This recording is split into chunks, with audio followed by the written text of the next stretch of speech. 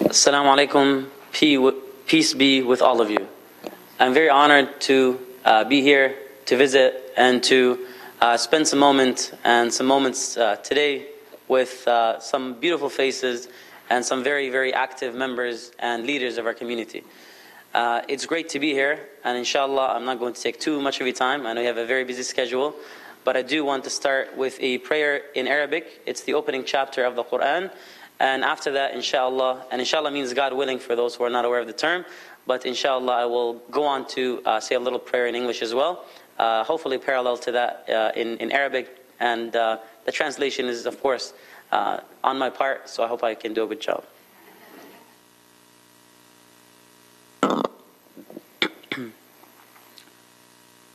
Alhamdulillahi Rabbil Alameen, الرحمن الرحيم مالك يوم الدين إياك نعبد وإياك نستعين اهدنا الصراط المستقيم صراط الذين أنعمت عليهم غير المغضوب عليهم ولا الضالين.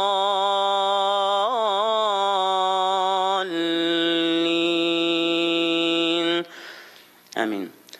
I begin by offering words of grace and gratitude to the Creator who created us, to our Lord, the Lord of the worlds. I begin by testifying that none is worthy of worship except Him, and I begin by praying for the guidance of everybody in this room. I begin by praying for the guidance of all our hearts to truth wherever it lies. I begin by asking Allah, God, our Lord, to keep us all sincere, dedicated to our mission of servitude, serving others with sincerity and genuine care for everybody. I pray that the jobs and the responsibilities we have here don't get us to, over time, lose focus of our main purpose in this world, which is to serve Him and to serve others through Him. And I also pray that through the time we spend here and the efforts we place in our communities and the efforts we invest in Canada as a large, don't get us to forget and to slowly become selfish, chasing materialistic desires and self-serving and self-interest, self-fulfilling goals, but rather stay focused and determined to serving Him and Him alone, Allah, God, and at the same time serving the people that have entrusted us and placed their trust in us. So I keep this and I keep it simple and short.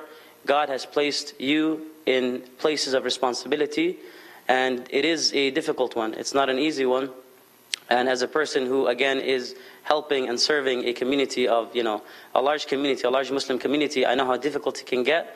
So please stay focused, stay sincere, and do it knowing that the reward is with Him and Him alone when you finally meet Him. And that in itself is a beautiful, beautiful, realization once you truly feel it and believe it. So I'm going to keep it short. May God bless your time. Keep up doing the good work that you do. And you're all invited for lunch or dinner at the masjid or the mosque whenever you feel like it.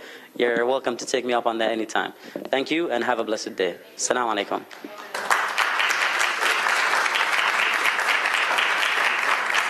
Shukran. Assalamu alaikum. Wa alaikum assalam. That's the Arabic greeting, Assalamu alaikum, and it's a wonderful saying, and shukran is Arabic for thank you. And Imam has spent time in Alexandria, in Cairo, in the United Kingdom, and other places, so it must be difficult to pick a World Cup soccer team, but I'm sure you have one. Madam Clerk, are there any changes to the agenda? Yes, Mr. Mayor, we have the presentation of the Business Appreciation Awards this evening.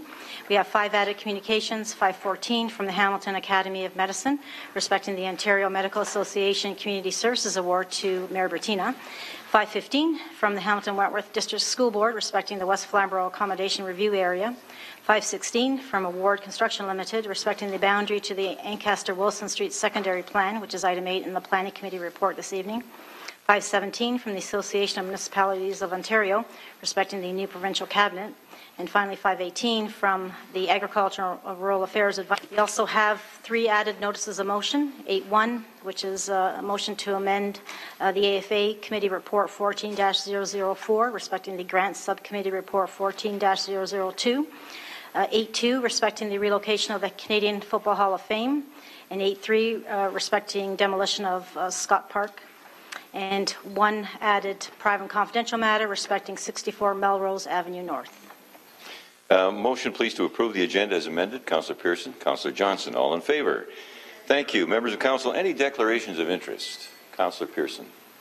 Thank you, Mr. Mayor. Yes, I'd like to declare a conflict of interest with regards to a planning and economic development report. It has to do with item 1 is rental housing enforcement strategy, as I am a landlord and have rental properties. And also with regards to item communication item 513 this evening, I declared a conflict on that application at time. I'd also like to declare a conflict on any matters regarding the Canadian Football Hall of Fame as a member of the Hall of Fame. Members of Council, I am pleased to have the opportunity to present the annual Business Appreciation Awards. The awards program officially acknowledges the commitment and contribution of both a small and large business in each of the city's 15 wards. Businesses in 8 of the city's wards were recognized last fall, and today we recognize businesses in 6 wards, as well as a small and large business I had the honor to select on a citywide basis. So I would like to recognize now the following winners of the Business Appreciation Award, starting with Ward 4.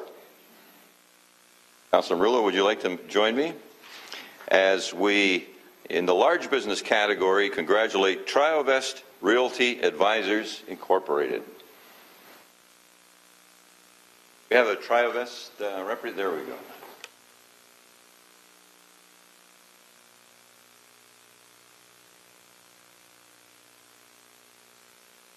Well, thank you for your confidence in Hamilton, and please take the opportunity to say a word.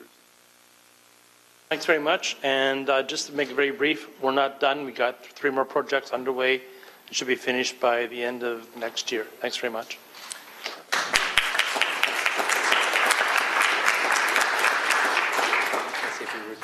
Yes, go ahead, Councillor, please. Thank you, Mr. Mayor. And let me just say a few words. Wayne, thank you very much. And your contribution has been greatly appreciated. The the Center Mall project started back in 2006. It's been some time now. And I can recall at that time with a great deal of excitement promoting the fact that it was going to be developed. And I actually may have leaked it in advance of its formal response. So I apologize to you, Wayne, at this time, 10 years later. Having said that, I did so because what was being proposed was a low-income housing development at that time. And we all know the sky was falling with those that believed that the expressway or the development of the expressway would somehow suck the life out of the East End, Ottawa Street, Center Mall, and a low-income development. And contrary to the sky was falling scenario, the actual expressway has been the catalyst to the Toronto influx of this city and the redevelopment of the city. And I can't say that strong enough, because we would not be here today with 300% property increases over the last 15 years. And I remember speaking to Wayne at that time, and I said, you know, here we are spending almost $500 million on an expressway. We have so many naysayers saying Ottawa Street's going to be dying and that the whole East End's going to be dying, and frankly, the whole world's going to be dying.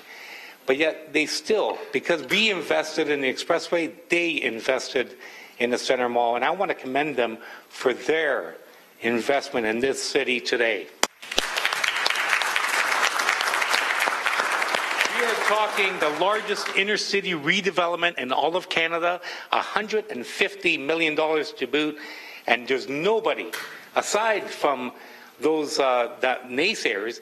After 20 meetings I had, community meetings I had on that particular site plan, nobody showed up. 20 meetings. Lo and behold, after the fact, all these armchair quarterbacks came forward and said, Jesus, this is a terrible design. I'm saying, I could have used you a year ago. Anyway, for those that are complaining in the armchair scenario right now, God bless you. I need you on the city motor site right now. Come on down. We're working together. We'll make it in the best interest of the city. And I thank you very much for your time. Thank you, Mr. Mayor.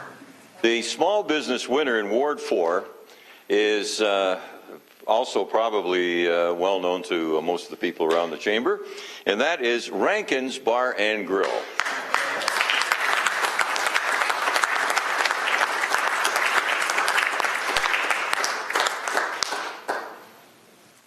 And welcome, and even though we lost our friend Gary, the spirit of Rankin's lives on. So, where's our plaque? Very much. That it? Okay. Thank you. Okay. Few words are spoken, but having said this, Rankins has been part of the East End or Ward 4 literally when the bulls were running through it when it was a ceramic shop. So we need to acknowledge the fact that Rankins is part of the fabric of East Hamilton and this city, and it's been there for literally decades, and it's never been recognized by the city, ironically. Not too dissimilar to what happened with the East Hamilton radio back in the day when we recognized them. So I would say that today we have an opportunity, after so many decades of serving Hamiltonians, that we have an opportunity to thank Rankins, particularly after the death of Gary, who we all know was a patriarch of that particular establishment and the family. And on behalf of the City of Hamilton, thank you very much.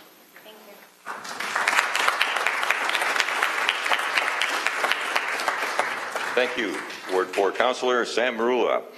Now we go to Ward 8 for large and small businesses, and I call Councillor Whitehead to the microphone to help make the presentations. And the large business in Ward 8 that we're honoring tonight is Mohawk Ford. And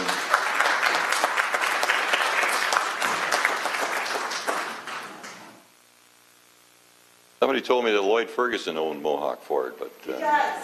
Okay, you guys step on the building, please. Thank you. congratulations. Who said that?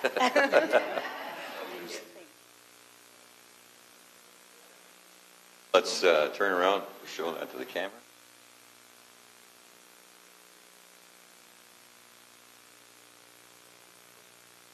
On behalf of my father, who is not feeling very well today, we would like to thank you for this honor. He has been in the city of Hamilton since 1968, and he really appreciates being recognized today. So thank you very much.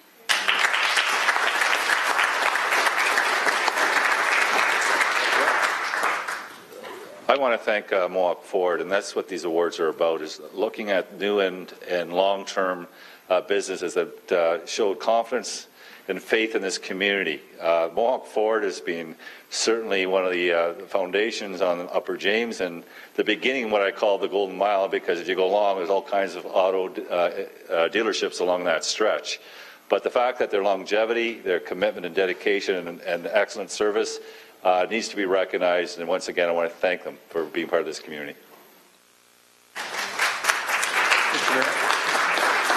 I just want to comment why I didn't declare a conflict of interest on this. Yeah. It is owned by Lloyd Ferguson, but funny story, about 15 years ago, I went in looking for a car, and I didn't know who owned it, and so after I talked to the salesman, I says, okay, I'm going to think about it. He says, well, what's your name? So I told him. He says, come on, what's your real name? I said, I told him. He says, come on, what's your real name? So I showed him a business card. He said, don't move.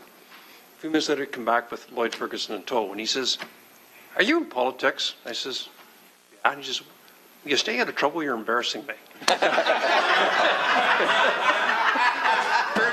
At every election, I was in Ancaster. There's at least 20 of my signs on his front lawn in Burlington.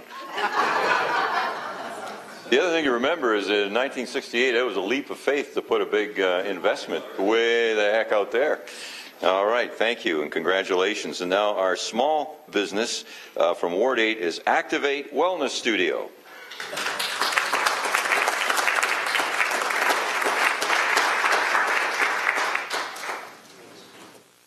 And And Councillor Whitehead and I were there to cut the ribbon. We don't have any insurance, by the way, so watch out. You go on the sidewalk, it's different. I know a good place to get physio. So.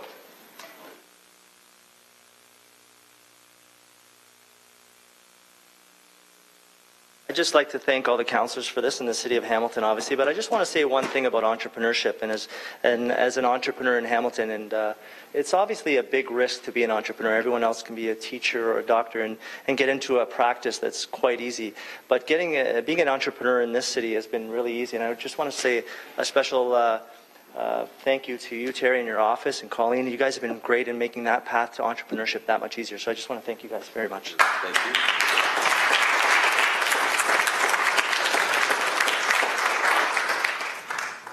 I met Tim a number of years ago. They had a location that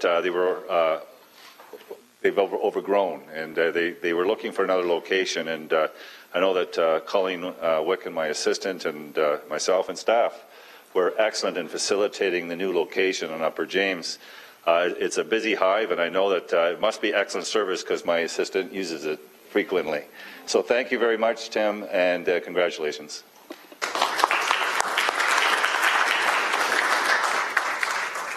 Next, we go to Ward 9, and the large and small business categories have been selected, and in the large business category, Remax Escarpment Realty Incorporated.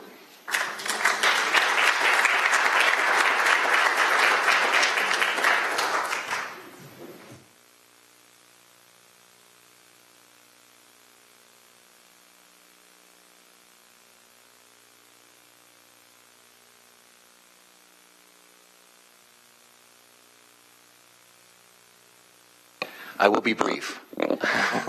Is that unheard of for me? Or anyway, yes, absolutely. I just want to thank the councillors and our ward councillor as well for giving us this prestigious award. I'm going to say Hamilton is a wonderful city to have a business in. Just want to tell you, my dad is here as well. He's in the audience. We started in 1970 on Parkdale Avenue North. With just two people, and as a matter of fact, she's waving. She used to be a receptionist at our office, so a long time ago. Yeah, a few years ago, just a couple years ago. So yes,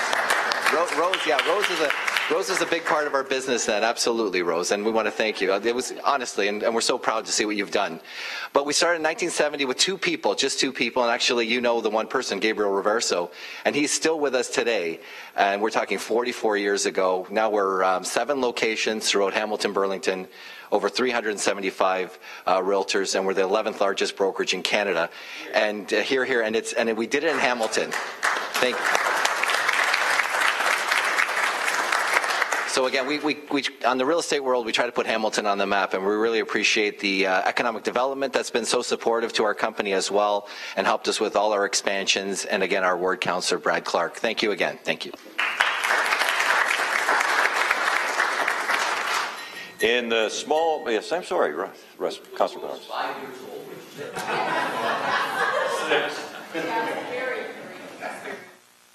Luckily, the child labor laws hadn't been signed by then.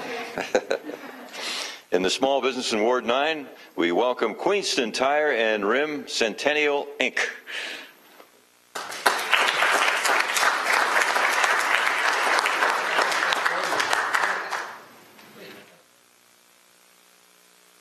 No, that's a Ward 4 company. Why did he leave? You exported it. We're going to have another Ward 4 if you take it.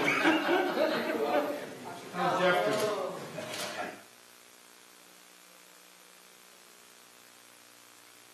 Okay, we'll forget about the location in Ward 4.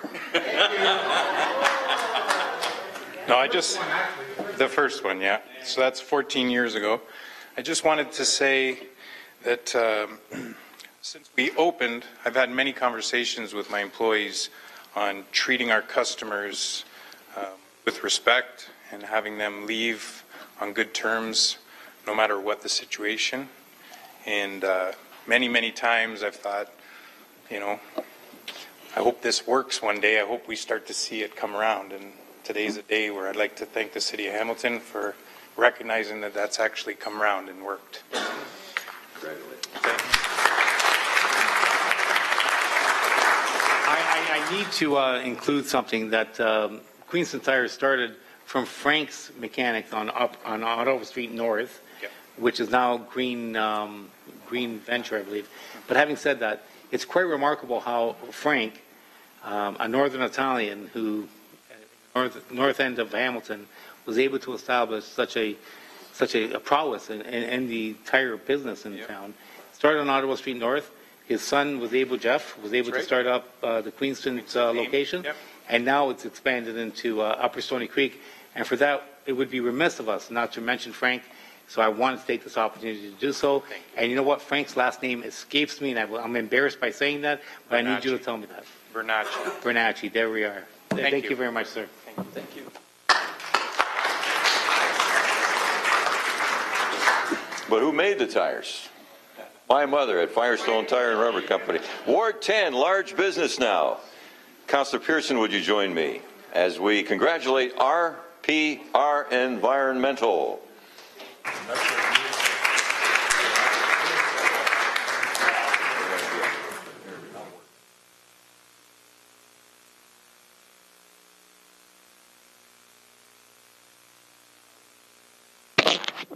Welcome.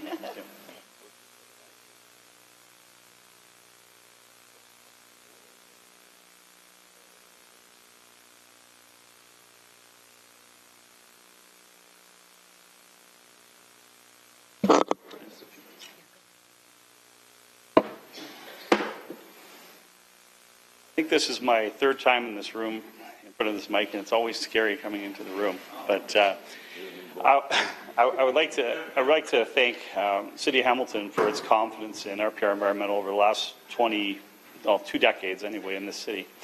We were going in our 25th year of business. We've been through a lot of hurdles with zoning and planning and permitting, and as you can imagine, there's a lot of things relating to environmental. City of Hamilton has been very supportive. I cannot say enough good about this city. I travel quite a bit to different provinces and states, and again, I'm always saying very positive things about the City of Hamilton. I very appreciate this city and the opportunity, and I also sit on the board of Hamilton Conservation Foundation, so I raise funds for brownfield cleanups, and so again, I have a lot of dedication. I grew up here as a kid, and I have much intent to remain standing. We're adding more staff, but thank you very much for your confidence.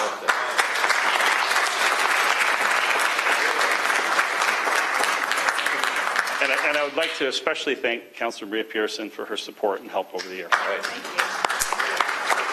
And I just want to say thank you, Patrick, that actually I got to know Patrick just after I was elected in 2003, so we go back quite a few years, and it's always been with regards to zoning issues and expansions of their facility in Stony Creek. And I think the best part of their business is that there's no impact on the community around them, and I don't get any complaints. And I'm so very supportive whenever they come forward, and staff have been wonderful when they come forward to do applications for rezoning, because it involves the ministry. There's a lot of hurdles that they have to go through. Patrick has been very patient over the years, and we've been successful, I think, on 4 to 6 expansions so far of their facility. So I want to thank them for hanging in there, and I'll continue to support them. All right. In the small business category for Ward 10, Nardini Specialties.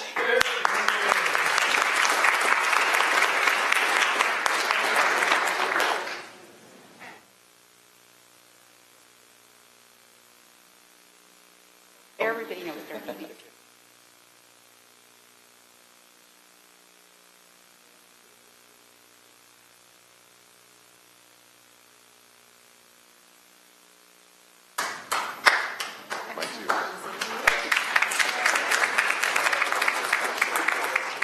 "24 years ago, we purchased a store from a Mr. Nardini, and we purchased the business because he made sausage.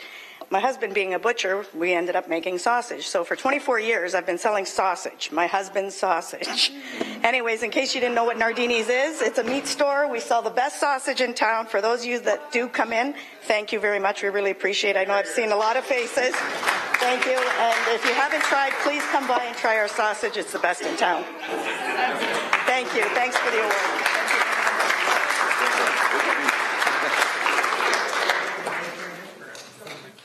Yes, go on, please go on. Thank you. So I'd like to say a few words for Nardini's because they've been around a long time, and I'm probably going to date myself now when I tell you that Mr.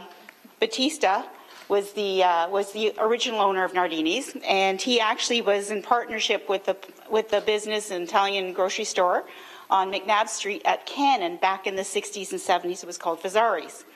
And I'm going way back because at that time, about the early 70s, when I got my driver's license, my father was kind enough to say, I'll give you a car as long as you drive your mother wherever she wants to go. So it was always a pleasure to be sure that every Saturday morning we were at Fazari's. And if anybody's ever gone into the Italian specialty stores, you might better have a couple of hours because you're not going to get out there real fast. But it was a thrill that, again, in the 70s, when they moved to Batista moved the store to Stony Creek, I have to say that Stony Creek wasn't really a big Italian community at that point. So he was certainly taking a big gamble and going out pretty well in the boonies, which is about where my street was, because we were the older section of Stony Creek, and a lot of the new development had just been approved and was just moving forward.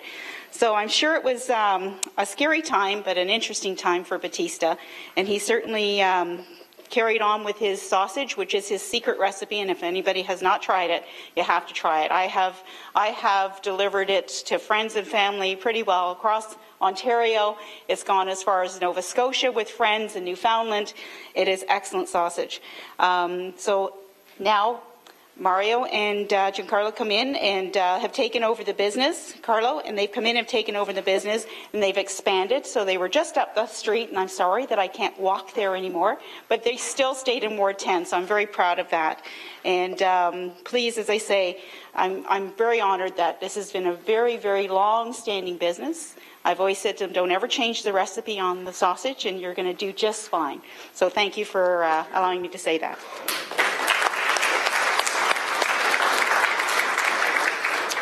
Now we go to Ward 12.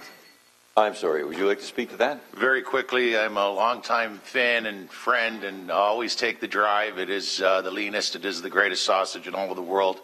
And Mr. Mayor, at one occasion, probably about 10 or 15 years ago, I was visiting the studio audience of the Late Night with David Letterman show on in Times Square, and I brought along a dozen Tim Horton donuts and some Nardini sausage. And I stood up in the studio audience and I attempted to present in the pre-show warm-up to Dave the Tim Hortons donuts and the Nardini sausage, and he told me to sit down, convict.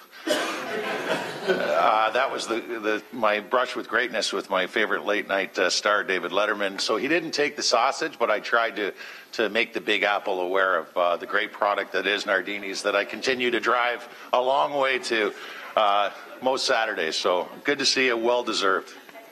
Well, I wondered, Councillor, when I saw you going into the Philharmonic concert, that you were carrying a box of donuts and a bunch of sausage. I thought maybe it was a long concert. And you were... Yeah. Okay. Councillor Ferguson, please, for large and small business in Ward 12 and Castor. And would you welcome now Oak Run Farm Bakery, the large business of Antrim.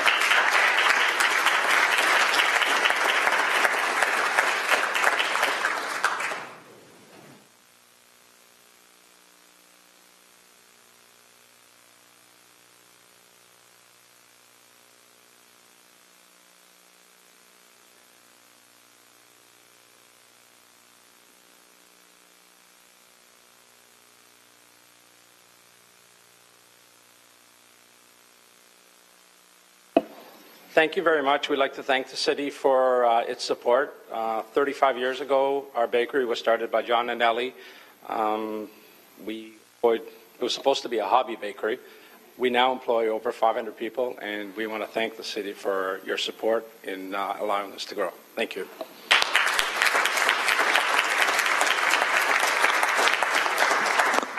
You know, Oak Run Bakery has been around a long time. It started in a stable with Ellie and John Vertman. Got it. Broad background. And now they're employing, as you heard, just over 500 people. And it struck me every time I take a tour. They've had their challenges. They had a big fire, almost wiped them out, but they recovered from that. They've gone through major expansions, and they now have 237,000 square feet bakery. and another 30,000 square foot freezer that's really high, stacked to the ceiling, less than 35 feet, by the way, but it's meets the Ancaster height bylaw. But it's an amazing facility, and they manufacture a number of products now. If you ever go into Tim Hortons or McDonald's and have an English muffin, it's theirs. And they've had that account for a long time. But what struck me whenever I've had the opportunity to meet Tony and Gwyn for tours, not only do they have 500 employees, it strikes you that they purposely go out and hire a number of people that are challenged. And they transport them into the city and transport them home at night. And they have various degrees of handicaps, but they employ a number of their 500 employees are people that need that assistance in getting a job, and they've been with them for years when you talk to them out on the floor. And they're also, Oakron is an amazing community supporter, whether it's Heritage Days or Christmas tree lighting. You call them up and a truck backs up full of baked goods. And if you need some extra cash for a special thing, you call them and they're always there. So outstanding in the community, supportive of the community, employ a lot of people, employ people who need help in getting employment, and I'm very proud of having them in Ancaster. Thank you.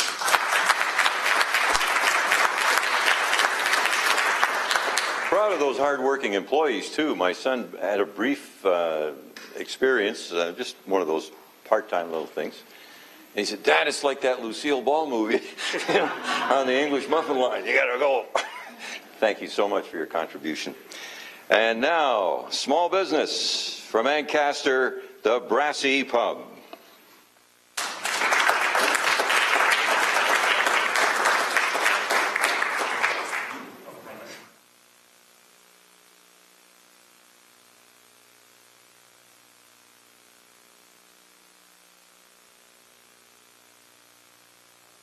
That's where you all hiding, eh?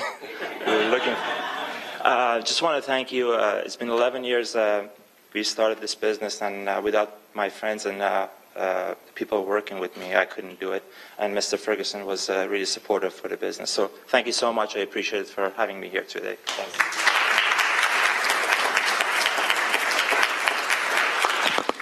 The Brassy's my watering hole after council. That's where I go to unwind. I didn't want to mention that. and by the way, Sam, best chicken wings in town. Best in Hamilton. Undisputed. I'll argue that. You look like a guy on the lake. And I'll tell you, though, they have 24 different draft beers, which makes it really appealing. But most importantly, don't matter where I go in Ancaster, they're all wearing Brassy shirts because Arash gets out and supports numerous sports teams. But everywhere you go, you see Brassy Pub, and so it's very important that he provide that sponsorship. And it doesn't matter whether you're youth, adult, male, female, he's there with all of them. So on behalf of the whole city, Arash, thank you for your contribution. Thanks again.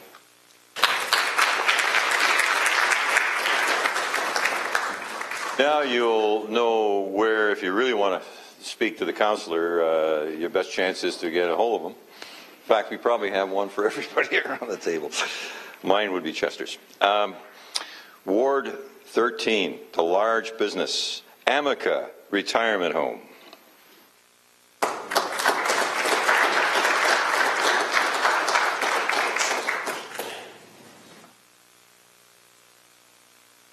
And I have to say that the Balkan Strings had a few wonderful times performing for the great people who live at Amica. And so congratulations.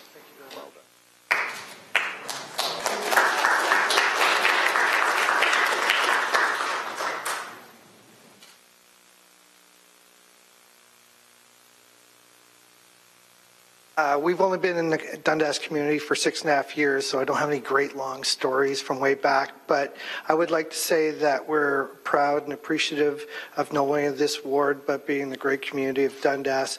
And we are planning to expand in the near future, so maybe in a couple of years, maybe we'll see everyone there. Thank you.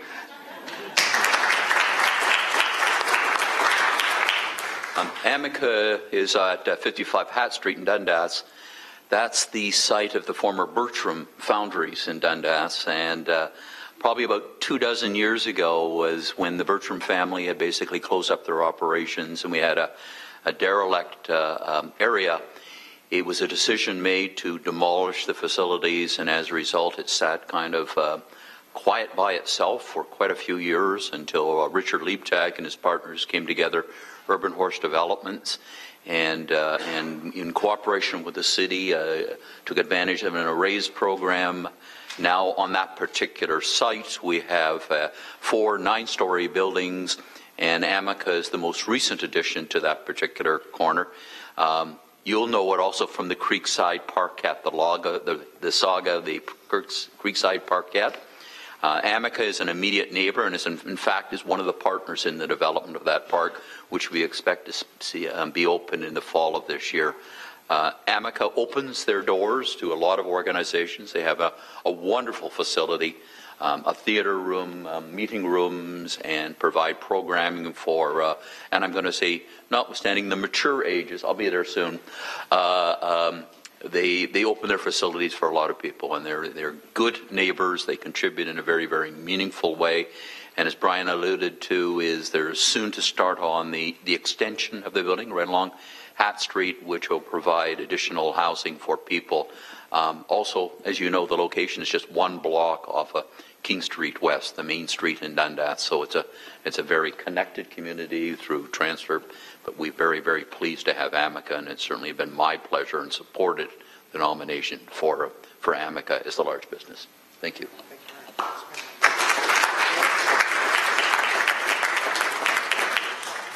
Well, you may not have long stories after only 6 years, but some of your residents have. And I've been to a couple of 90th birthday parties, and 2 things.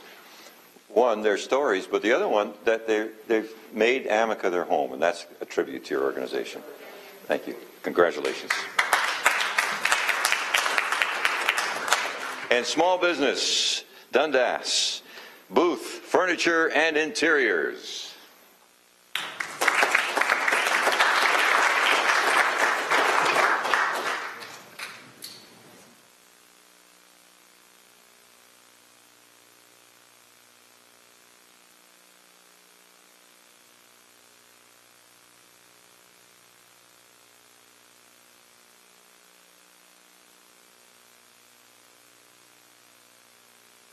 I would like to say it's a great honor to be recognized like this. Thank you very much.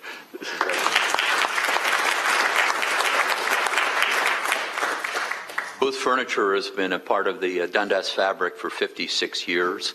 They've always been in the downtown core of the community.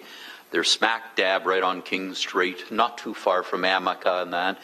And over the years, as we know, as people in their purchasing desires, they'll move all over the place. But there's always been a positive base. People come back. I know my family has come back to Booth Furniture over the years in order to get that quality furnishing and the service that too often we've lost. And Warren and all of his staff provide that personal attention. They're big supporters of the community, supporters of the downtown Dundas BIA, and they're a vibrant part of the community. But equally or more important is what we look from our businesses. They take pride in their property, they invest in their property, and the cleanliness in front of their store every morning is so essential as the way it should be with businesses. So Warren, on behalf of us, thank you very much.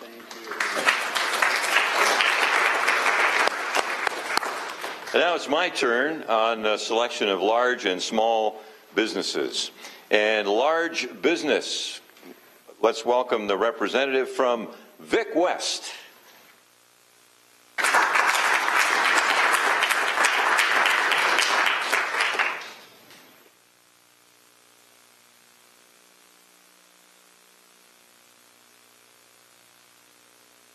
So, Doug, I want to invite you to speak, and I was showing off the new president of Mohawk College, Burlington Street, all of the activity that's going on along there. And I was so pleased because I showed him your plant. But the thing that always bothered us, you didn't put a sign up for a long time. Everybody thought it was empty. So finally, there's a big sign on a big company called Vic West. And congratulations. Please take a minute.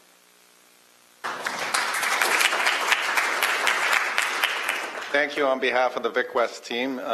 We love being in Hamilton and the Hamilton employee base that we have here, and we're also very appreciative of the Port Authority.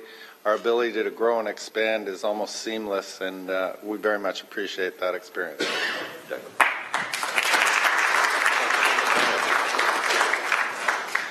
And the small business for the city, Harry's Fish and Chips.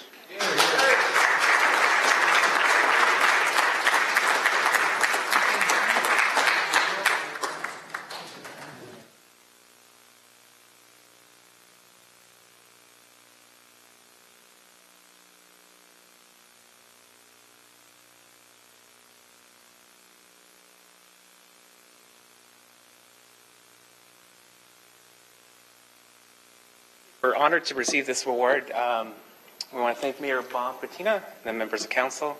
And we've been in the business since 1982. And we're being blessed with the support of our family and our friends and the hardworking staff. And we just want to say thank you.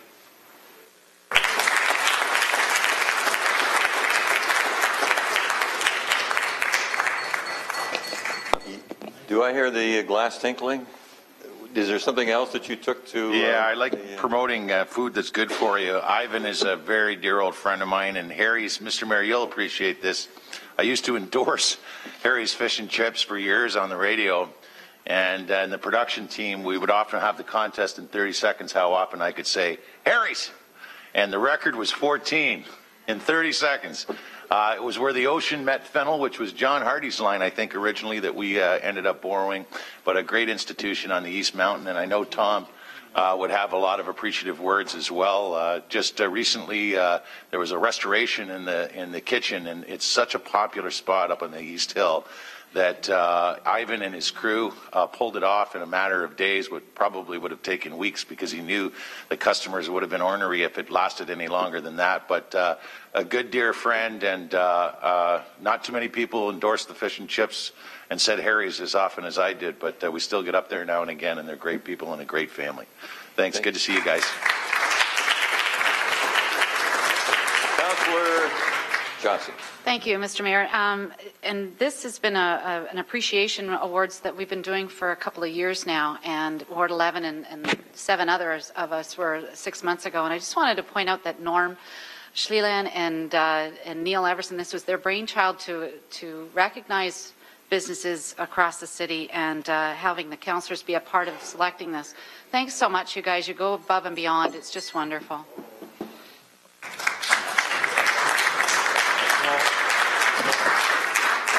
Point of clarification. Mover to allow Councillor Marula to speak. Point of clarification. Although staff have initiated it, it would be remiss of us not to mention the fact that it was Councillor Chad Collins who initiated this entire scenario, and staff have done a great job in following up accordingly. Thank you.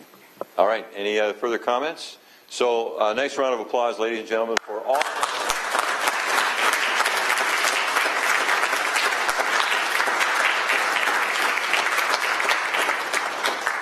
We are blessed as a city to have such a great group of entrepreneurs who in many cases start with very little and create marvelous businesses. Now, members of council, you have before you the minutes of the June 11th, 2014 meeting. Councillor Ferguson. Yeah, Mr. Mayor, I was remiss at the start under declarations of interest. I did it at Public Works, but I missed it here. One of the clerk can note I have a conflict on the Public Works report, item number 6. Item number 6, Public Works. Clerk has that. On the minutes, can I have a motion, please? Powers, Partridge, all in favor? Carried. Thank you. Members of council, communications, 5.1 to 5.18. If there are no questions for 5.1 to 5.7 inclusive, could I have a motion to receive those? Councillor Pearson, Councillor Ferguson, anything on 1 to 7? First of all, I want to congratulate you on the OMA award. Secondly, oh, 1 to 7. 5 to 7. We're not there yet. Oh, sorry. Okay. Okay, on 1 to 7, all in favor? Thank you. On item 8, Peter Armstrong, Director, Minister of Tourism, Culture and Sports, respecting the listing of non-designated properties. Who would like to speak to that? Councillor Pearson? Mr. Mayor, I'll move that recommendation that goes to Municipal Heritage Committee, and I've already asked the administrative assistant to make sure that the committee members all have that letter. So I'll move that it go to Municipal Heritage. And seconded by Councillor Johnson. All in favor? Thank you. Correspondence regarding Half Hill Place, Dundas. Moved by Powers, seconded by Ferguson. All in favor? Thank you. Correspondence from Ken Hall. Enbridge, respecting the Line 9 filings with the National Energy Board. The recommendation there, we received this, refer it to Guy Paparella for information. Move Whitehead, second Johnson, all in favor? Carried, thank you. Correspondence requesting funds from fines imposed on ArcelorMittal be awarded to the McAnulty Boulevard. Recommendation for the consideration of Council. Councillor Marula. Thank you, Mr. Mayor. I think it's important that we recognize that this is of utmost importance, and I think it needs to be heard. And as always, this type of initiative should be forwarded accordingly so it be heard appropriately with respect to the process that we have established. So, as you know, Mr. Mayor, and we supported that last council meeting, is that the Hamilton Clean Air Committee, in their expertise, and now, just to be clear for those that are listening, on that particular committee is Environment Hamilton, the Environment Ministry of Ontario, the Public Health Department members, as well as citizen members. And the intent of that motion that we all supported unanimously was to ensure that that $390,000 be allocated specifically with the terms of reference yet to be established, but the concept being that it is sustainable in ensuring that what led to this city being generously given that money is sustained and maintained in the future. So, Environment Hamilton, I believe, is by far the agency that needs to be rewarded. So I'm asking, from a public perspective, outside of this terms of reference, that we receive this money as a result of the Environment Hamilton work. From my perspective, those monies, if not all, I believe all of it should be allocated accordingly to Environment Hamilton to sustain that project, because the monitoring of that particular area, particularly the area impacted, is problematic, considering what we've now learned, that somehow there's this closed-door understanding between the Ministry of Environment and ArcelorMittal that they're not even going to enforce them. So it really begs the question, why do we have legislation in Ontario that is not enforceable?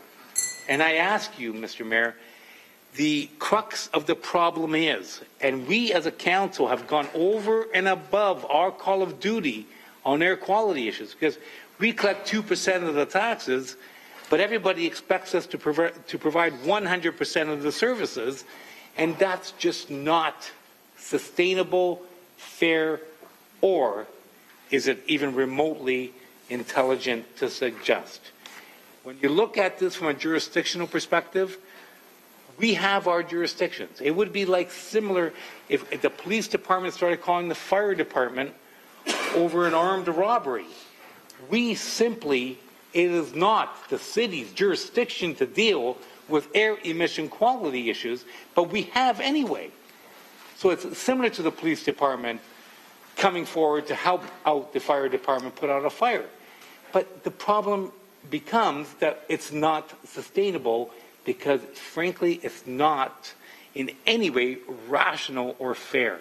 Having said that, we need collectively, as a neighborhood, as a city, as a province, to ensure that people recognize this, because the concentrated level of ignorance surrounding who does what and who pays for what in this city, in this province, in this country, has never been greater than today.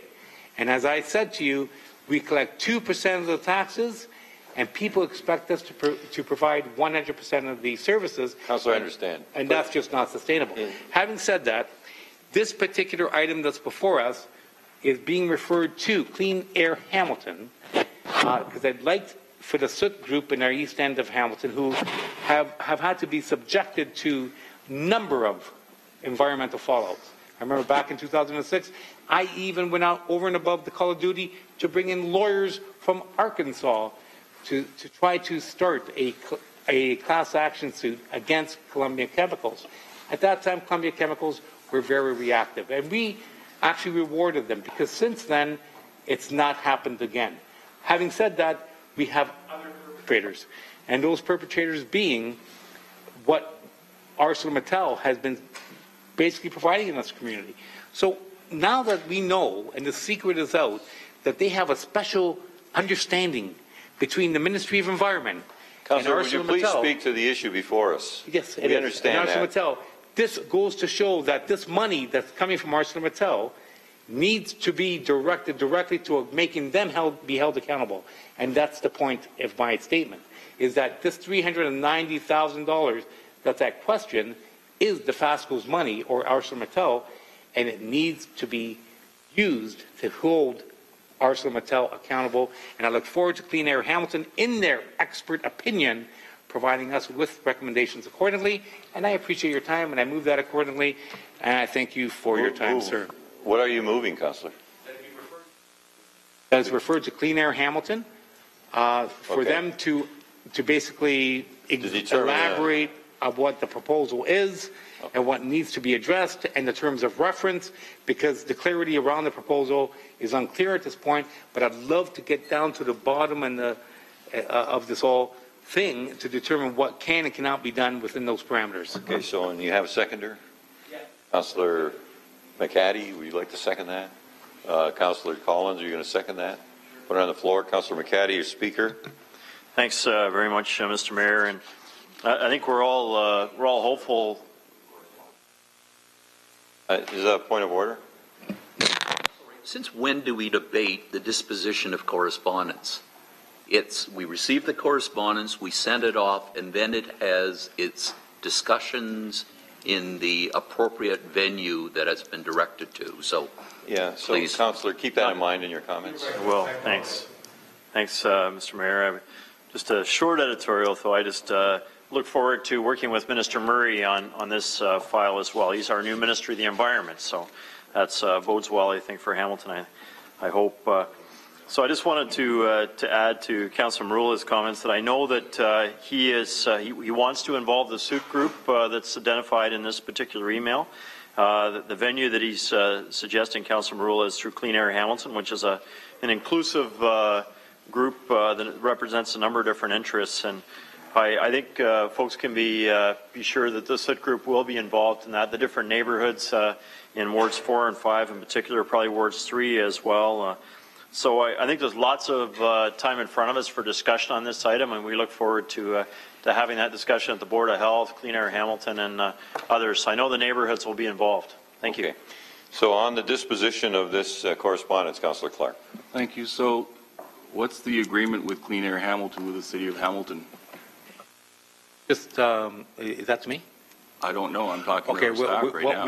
What we supported at our last council was that it would be referred to staff to determine the terms of reference of the allocation of that $390,000, with Clean Air Hamilton being the lead committee on that particular term of reference. So what does the motion refer to then? So this refers to that committee and ties into those terms of reference. So it's really in the hands of the committee of Clean Air. Can we just verify what we did last time then? Okay, so just to clarify what we did last time, the $390,000 was allocated. We created a trust fund that was allocated to the authority of the Clean Air Hamilton expertise to determine mitigation, enforcement, and monitoring of air quality in the affected areas. So the question still stands, what's the business agreement that we have with Clean Air Hamilton for them to control the funds coming from the City of Hamilton? And those terms of reference have yet to be determined. It's coming back to GIC for debate. But we're not asking Clean Air Hamilton to set up the terms of reference, I would hope. I would hope that our staff are setting up the terms of reference. Well, it would be a conjunction of it would be with the experts in the environment in conjunction with public health who sit on Clean Air Hamilton. We have representatives of public health on Clean Air Hamilton. Determine from an expert perspective. I'm going to have to interrupt. We're getting way off what we have before us. Yeah, this just needs to go there, and it will all be part of. My point, Mr. Mayor, is it shouldn't be going to Clean Air Hamilton if they're not a committee of the City of Hamilton. We don't have an agreement with them. It should be going to staff to set up terms of reference and a scope for how that money would be distributed through Clean Air Hamilton or any other group. But that's not what you supported. what you supported, Councillor Clark. Okay, we're getting crosstalk here, and I'm going to end this discussion with what you supported was no, but Mr. Mayor, but he doesn't understand what he supported. What he supported was a Clean Air Hamilton, which is a committee of the City of Hamilton and has representatives of public health, would determine what the terms of reference are in conjunction with the staff. I would suggest you actually read the resolution from June 11th, because that's not what we did. Our Treasury and Clean Air Hamilton are responsible for the terms of reference. I'm going to have to interrupt this. We're way off the business at hand, which is the disposition of this correspondence. There's nothing else that needs to be discussed. Councillor Powers, I'm going to give the floor to you. Is there anything you wish to conclude with? What I'm thinking is on the minutes on page 13, item 7.5, it directs the creation of the committee. I'm thinking is that the correspondence should be received and referred to the appropriate general manager for action at the time that the terms of 7.5 are constituted. I'll take that as a motion. Seconded. All in favor? Carried. Thank you. We have correspondence 512 from Peter Hasek regarding accessible transit service. Moved by Farr, seconded by recommendation for the consideration of council. To receive it? Seconded. All in favor of receiving this? I'm sorry? Mayor, sorry, my apologies. But should it not maybe be directed to the ATS committee, the accessibilities? No? Thank you. Is everyone satisfied? All in favor? Carried. Thank you. Correspondence from Viv Saunders on behalf of Lakewood Beach Community Council. Councillor Johnson. Thank you. I believe that this is now before the OMB, so I'd like to refer this to the planner on the file, please. All in favor? Thank you. Correspondence from Sheila Lamb, President of the Hamilton Academy of Medicine. Councillor Whitehead. Two things, Mr. Mayor. I want to congratulate you on your recognition and your award. And secondly, I want to make clear there's no conflict of interest. Laurie Whitehead is not related. That's correct. Thank you. I will say this, I was very pleased to receive the award from the OMA, but there is nothing that I do as mayor that is not supported by council, whether it's the lead program, whether it's McMaster across it's so I believe the award represents council, so I appreciate that. All in favor of receiving? Carried. Thank you. Correspondence from Jessica Brennan regarding the West Flamborough Accommodation Review Area. Councillor Pasuda, Councillor Partridge. Pasuda, sorry. Mike. Mr. Mayor, in here we're looking at having this forwarded to the committee. I believe you chair that committee. Yeah. The Joint School Board Committee down there. So I'm going to move that, if I may. I'll second it. Yeah. Okay. And if I may speak to it. Go ahead. A lot of work done by the ARC Committee, and a lot of meetings went through the parents, school board, and decision was difficult. It came out. School board trustee Karen Turkstra did a lot of work. She made a revised motion. I was here on May the 26th at the school board meeting where this was passed, and it's unanimous. What's before us down here, and part of that is to build a new school at the Beverly Community Center. It has to be with funding from government funding, and Minister McMeekin at that time before the election had a commitment that he would do his best to get funding through Liz Sandals, Education Minister. Same with the new school at Greensville. The election has come through, it's passed. We have a Liberal government in place. Bill has his spot in the provincial legislature. Liz Sandals continues to be in the legislature as Minister of Education. I'm looking forward to working with them. I'm looking forward to working with my colleagues here. It's having the schools at the Beverly Community Center site, a new school built there, be part of a community hub. It's a good mix. New school at Greensville would allow, and that's, so Beverly is city property owned, but we're going to work with the school board. If my colleagues around council table are supportive of me moving forward with that.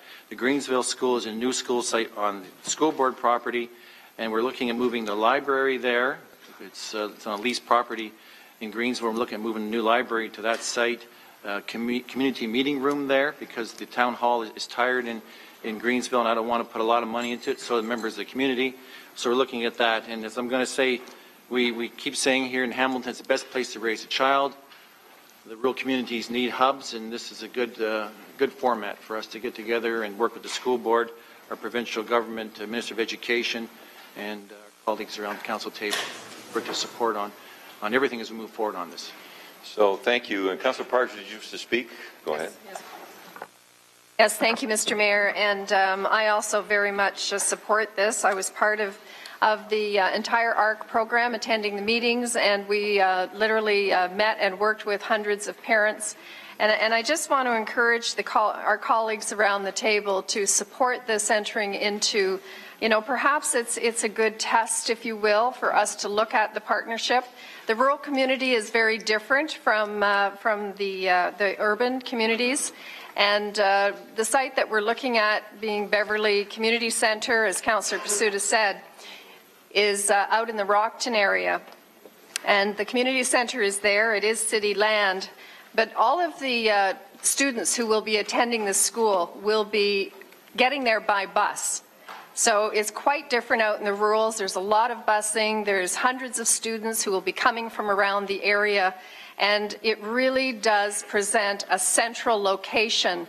And, we do everything out in the rural communities is done through partnership. It's the only way that we have been able to, for hundreds of years, develop our communities.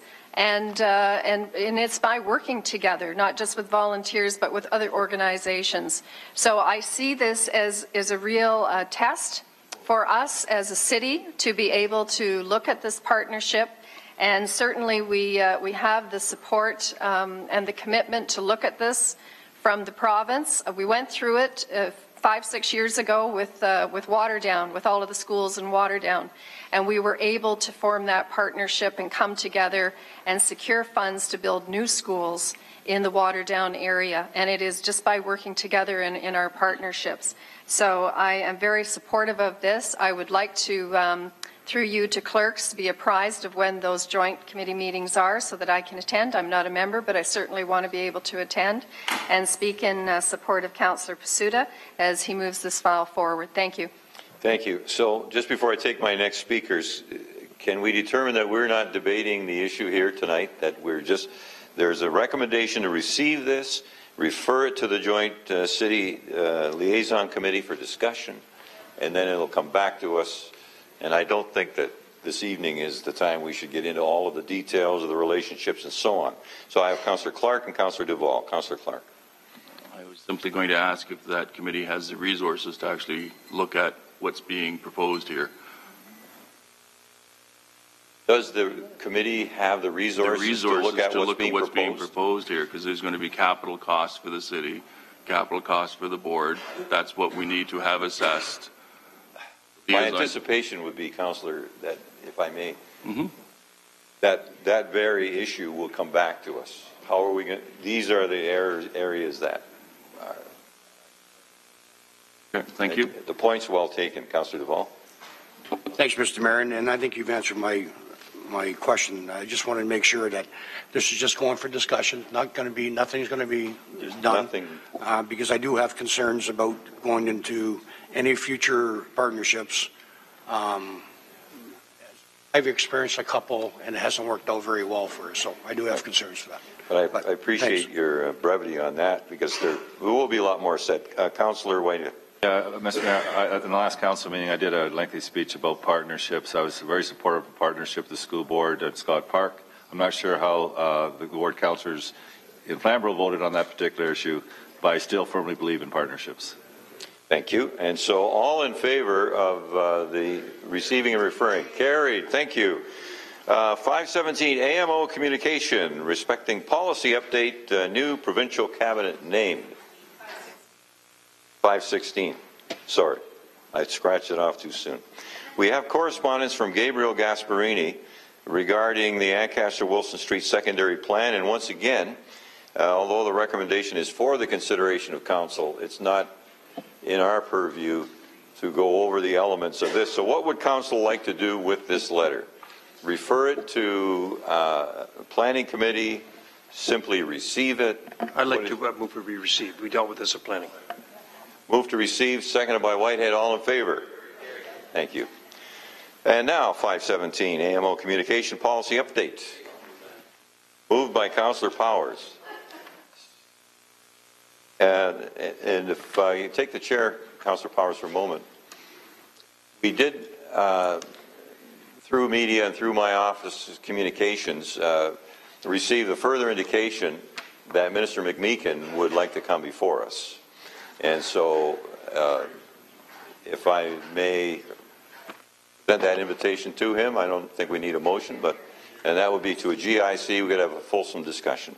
Okay, thank you. So, on the recommendation, and just before it goes back to you, is that Minister McMeekin and I are the co-chairs of the province and AMO Memorandum of Understanding table, so we will be meeting shortly as the co-chairs and until August when my term as AMO president finishes. That's excellent, because we are well seated then as a community when we have our minister as the municipal affairs minister to move forward on a lot of files. So that's accepted, and now we have Councillor Morrow. Just on that point, I wanted to add my support for what's just been said and to congratulate Ted on this appointment. I think it's ideal for us, and he's had a lot of experience. He started here as an alderman councillor in the 1970s on Hamilton City Council, and then, of course, Mayor Flamborough, and now a very distinguished senior member of the provincial cabinet. And I can't think of a better place for him than municipal affairs and housing. And I think it can be very good for us. And I feel, as I did a number of weeks ago, that we should very warmly welcome the opportunity on the part of any minister who wants to see us any time, and then work hard at a concise list of things that we must bring to their attention, and hopefully harness their total support and our pipeline. And I think this is a great opportunity. Thank you. Thank you. Well, I have welcomed Minister McMeekin on many occasions to these chambers where he seems to sit and enjoy watching us go around the table. So we'll, I guess. I'm sorry, was that you, Councillor Whitehead? I just wondered to staff, it is a very generous offer, and congratulations to Ted, the Honourable Ted McMeekin. Could I ask just to staff, Councillor Clark had moved a motion a while back on the downloading and the independent accounting of that downloading. If we're going to have the presentation, it would be great to make sure we have the appropriate information in front of us. What is the status of that? For you, Mr. Mayor, we are targeting the September GIC for that report. Thank you. Thank you. So that's moved and carried. Correspondence from Jasmine Branton. Yes, Councillor Ferguson. Mr. Mayor, we had quite an extensive discussion at the Agricultural and Rural Affairs Committee meeting with Councillor Superintendent and Councillor Johnson and some experts on the whole bee industry. But probably the appropriate thing to do would be to table this until we get to item 7.2 in the agenda. Okay. So we can, with the resolution is put tonight, we can discuss this correspondence. Councillor Marula, did you wish to speak? Just on this issue, it's one of those issues that I brought forward as a notice of motion. It's not a motion, although it has one tonight, because I did email it out, and I did speak with Councillor Pursuta, and recognizing the sensitivity of some of the agricultural input, Councillor Pursuta and I are working on a plan that we will take my notice tonight and ensure that he allows the opportunity to end it accordingly with his group, so that it's all inclusive and global, and in no way is it perceived to be an attack on the agricultural sector, but rather an enhancement to the agricultural sector.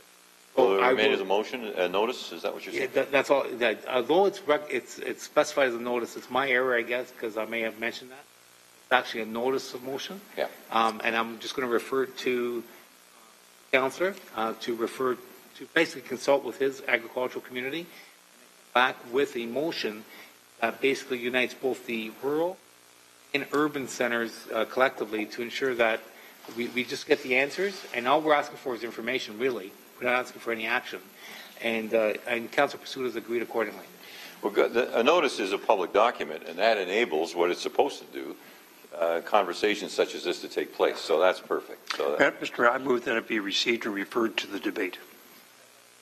Okay. Received and referred to Councillor Pasuda's. Well, I think it should be all the 3 rural councillors or 4. But Councillor Pursuit absolutely could lead this as the. Fair enough. Okay, that's cool. Okay, yeah, it's moved and seconded. All in favor? Councillor Powers, a motion, please, on the communications as amended. Thank you very much, Mr. Mayor. Moved by myself, seconded by Councillor Pasuda, that Council Communications 5.1 through 518 be approved as amended. All in favor? Councillor Pearson, a motion, please, to move into committee of the whole for consideration of the committee reports. Yes, Mr. Mayor, thank you. It's moved by myself, second by Councillor Brad Clark. The Council move into committee of the whole for the consideration of the committee report. All in favor? And now the Deputy Mayor for the month of June, Councillor Russ Powers.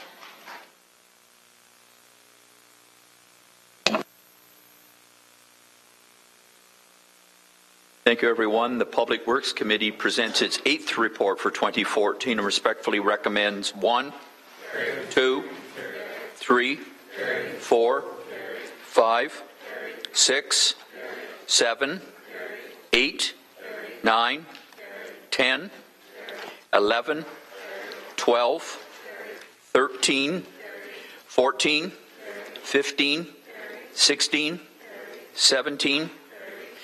Members of the committee, the Public Works Committee referred item 18 to Council.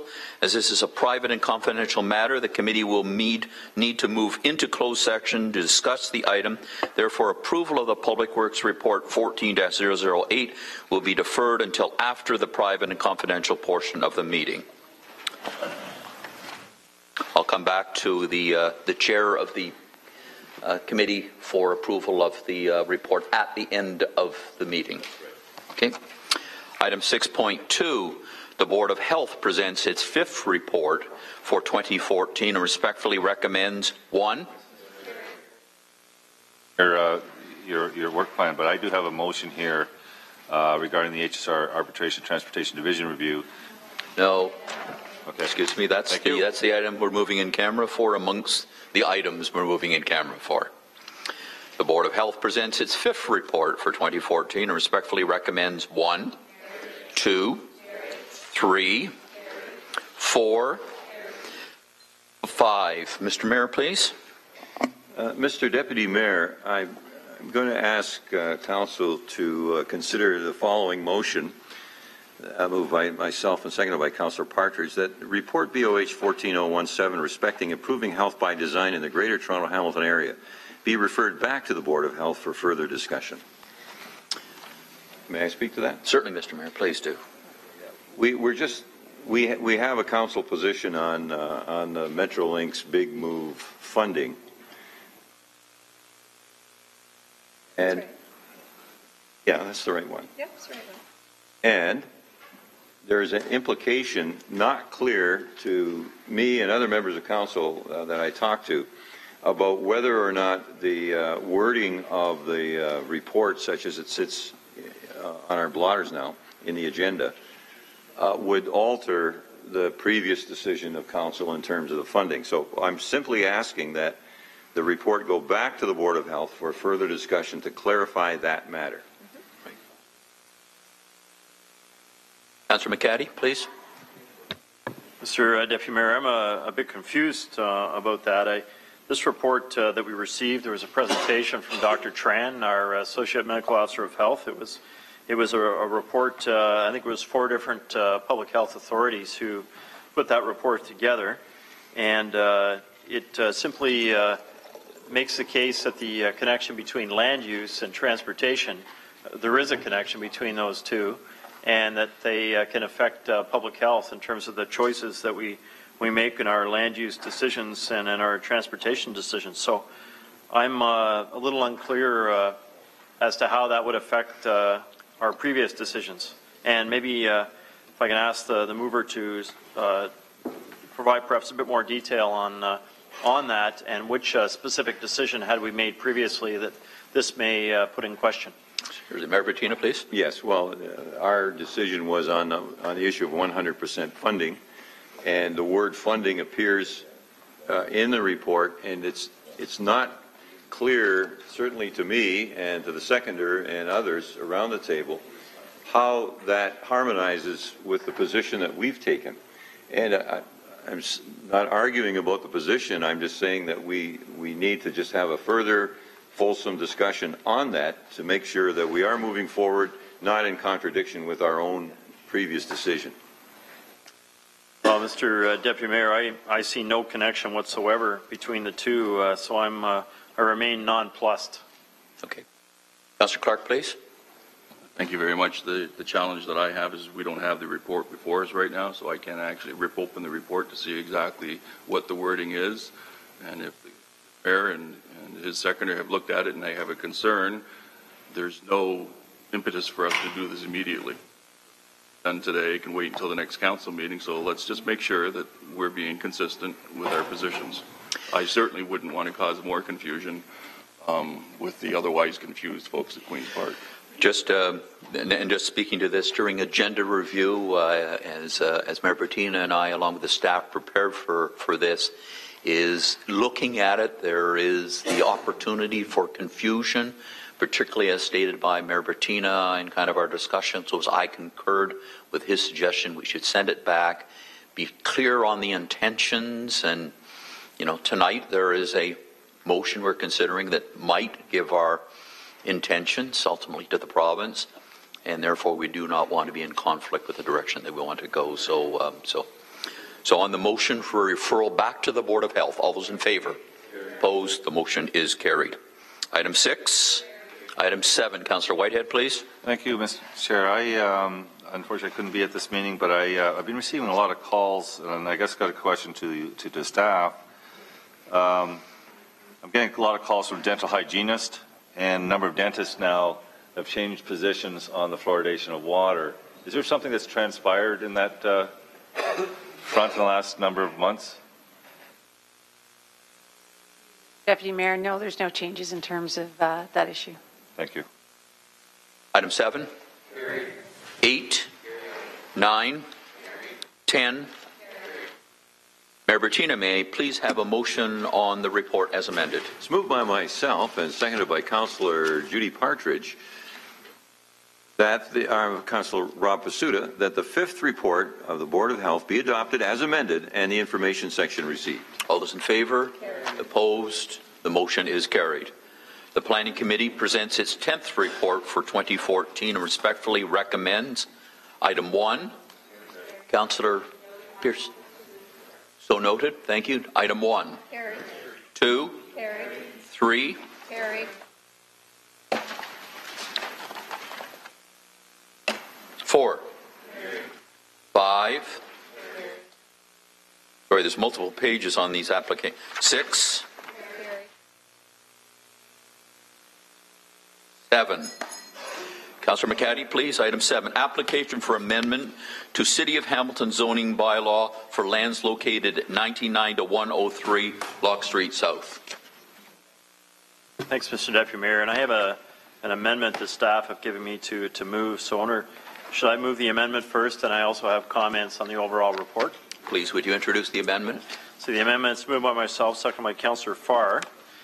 And it's concerning the report in front of us for 99-103 Lock Street South be amended by adding a new subsection, Part C, to read as follows.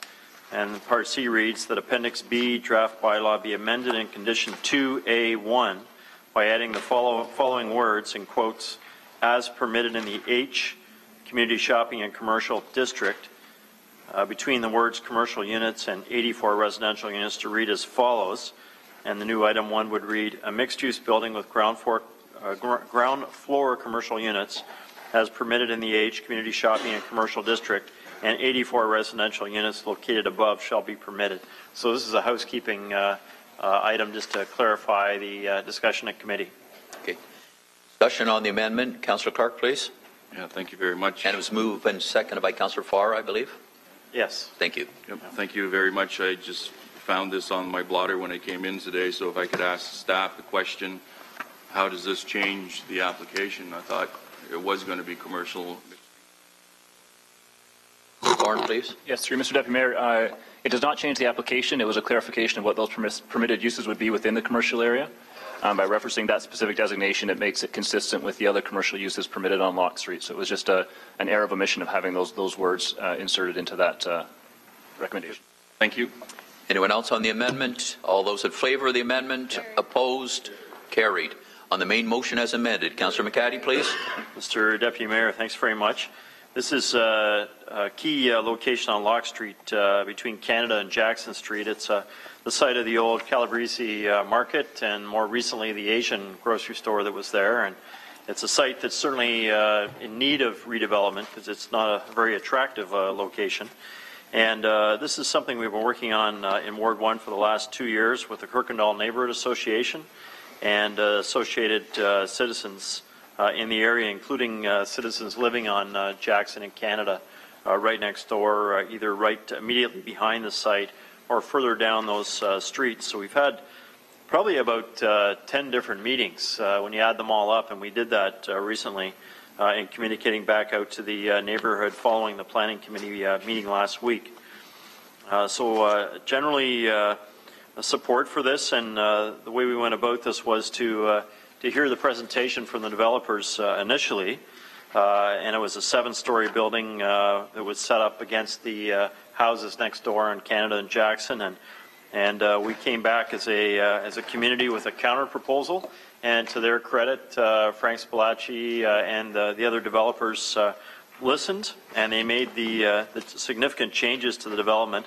6 stories and a significant setback away from the houses on Canada and Jackson, underground parking, which they had planned to do anyways, but to come out on Canada and Jackson to go with the one-way routes, so it's not going all the way down those streets, but just short distances down the street.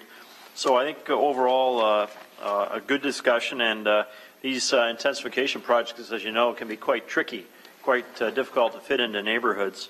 But through all those discussions, we were successful in doing so.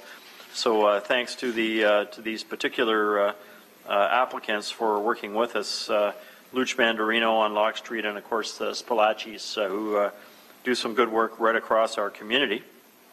Now we're going to continue to stay in touch through the site plan process in the days and weeks ahead, and through the construction period as well, to ensure this is has the least effect on the neighborhood, and we ensure the development ends up as we had discussed it earlier. So thanks to committee for moving this ahead. Okay. Item 7 as amended. All those in favor? Opposed? The motion is carried.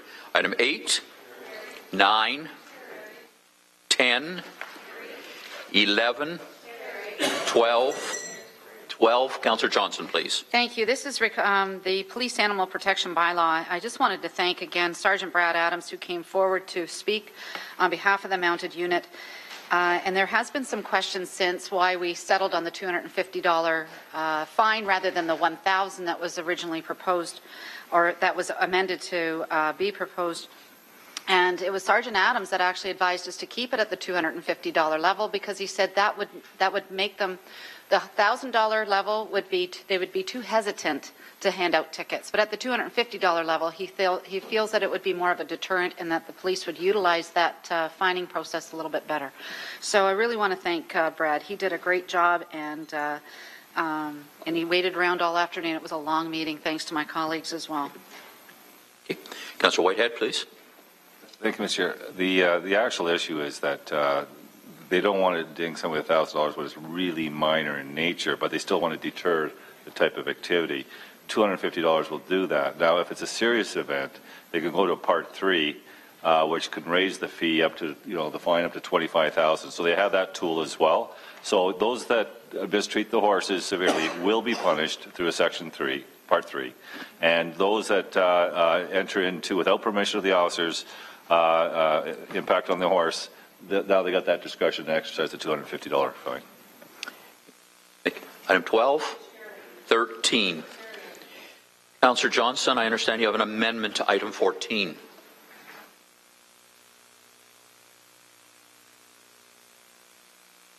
This is regarding 336 to 338 King Street West in Dundas. West, OMB appeal, and the motion is in front of you. The amendment is in front of you. Would you like me to read it all? It's up to you, sir. Well, the a proponent is here. Perhaps you'd like to hear what you're saying. The Planning Committee Report 14-010, Item 14, 336 to 338 King Street West, OMB Appeal, Rezoning Bylaw Amendment, ZAC 12043 Dundas. I'm not going to read the longer one. I'm sure everybody knows where it is. Be amended by deleting and replacing the recommendations as follows. 336-338 King Street West, OMB Appeal, Rezoning Bylaw Amendment, regarding the Ontario Municipal Board appeal of Council's approval of the zoning bylaw amendment application regarding 336-338 King Street West. A, that legal staff be directed to support the revised concept plan and zoning bylaw attached to the report as appendices C and D, subject to such drafting, editorial, or technical modifications as may be necessary. B, that the staff be directed to provide evidence in support of the settlement of the Ontario Municipal Board as may be necessary. And C, that this report, including the recommendations and appendices, remain confidential. Moved by myself, seconded by Councillor Russ Powers. All those in favour? Opposed? The motion's carried. Councillor Johnson, I understand you have an amendment to item 15. This is item 15, 176 Parkside Drive, OMB Appeals, Rezoning Bylaw Amendment and Consent Item 12.2 regarding Michael. Am I allowed to do all this, Clerk? Okay, thank you. Regarding Michael Wartel's appeal of zoning bylaw amendment application ZAR 12-060 and consent application. A, that legal services be directed to settle the appeals in accordance with 1, the revised proposal attached as Appendix B, 2, an approved servicing plan to the satisfaction of the Senior Director, Growth Management, and 3, the conditions of approval outlined in report, subject to such drafting, editorial and technical modifications as may be necessary. B, that staff be directed to finalize the zoning bylaw for approval by the Ontario Municipal Board with content satisfactory to the Director of Planning and in a form satisfactory to the City Solicitor. C, that staff be directed to present and or provide evidence in support of the settlement of the Ontario Municipal Board as may be necessary. And D, that this report, including the recommendations and appendices, remain confidential. Moved by myself and seconded by Councillor Pearson. All those in favour? Opposed? The motion's carried. Councillor Johnson, I believe you have understanding, but we all have it distributed to us and that. Is there anyone wishes it to be read into the records? And who's the seconder, please? Yes, and it's actually moved by Councillor Whitehead as this is in his ward and seconded by myself. The motion's in front of you. Thank you. We comfortable with the motion? All those in favour? Opposed? The motion is carried. Councillor Johnson, I understand you have an amendment to item 17? Yes. Item 17. I believe it's before us for our consideration. Also, this is moved by Councillor Whitehead and seconded by myself as it is in Ward 8, and the motion is in front of you, and it's 2 long pages. Any questions? Feel free. Questions? All those in favour? Opposed? The motion is carried. No, you had your chance. Councillor Whitehead. Actually, I just want to thank staff. I want to thank my colleagues because, when you have these difficult situations, it's tough without having a clear understanding of your colleagues around the table. So my hat's off to both council, committee, and staff. Thank you. And Councillor Johnson, may I please have a motion on the report as amended? Thank you. Moved by myself and seconded by Councillor Judy Partridge, the Vice Chair, that the 10th report of the Planning Committee be adopted as amended and the information section received. Thank you. All those in favour? And opposed? The motion is carried. Item 6.4 is the General Issues Committee report. It presents its 13th report for 2014 and respectfully recommends item 1, 2, 3, 4, 5, 6, 7, 8, 9, 10, 11, 12, 13, 14, 15, 16, 17, 18, 19, 20, 21, 22. Councillor Morrill, do you wish to introduce your lifting motion, an item from information, please? Yes, thank you, Mr. Chairman. Mr. Deputy Mayor, I've been assisted by the clerk in preparation of this motion to lift the item from the GIC and then to present it to council. I've been encouraged by members of council to do so, which I appreciate. And so just for information, is the Councillor Morrow would like to introduce a motion to lift information item H subsection 4, so IV, from the information section and add as item 23 to the GIC report. And the clerk has distributed this. 19. Mr. Deputy Mayor, just to clarify, it's page 28 in your committee report.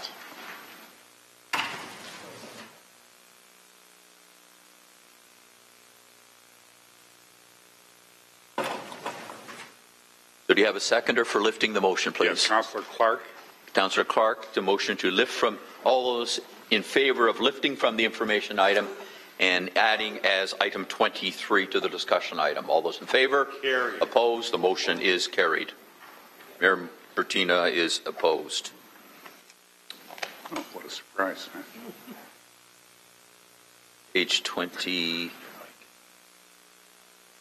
and 28. Okay, thank you. Councillor Morrow, please. Yes, I think it's self-explanatory, Mr. Chairman. It's the motion that I introduced at council last meeting. There is nothing beyond what you see here. It is consistent with what Councillor Ferguson will be presenting a little later from our meeting yesterday about asking for discussions to take place. In this case, I believe we need a little more formality to it, and using the good offices of Paul Johnson were much on display the other day in his excellent report to the committee, but involving the city manager and anyone else who wants to be involved. And I think there's some merit in pulling things together. We found that the stadium subcommittee that staff was not met with happy results, and made the suggestion to the committee, and Councillor Ferguson is following up on that, which I appreciate, to ask the mayor to involve himself with the chair of the board. I think that makes good sense. And I had an opportunity to pass on to the vice chair of the board the substance of the staff meeting that took place. It was so unsatisfactory.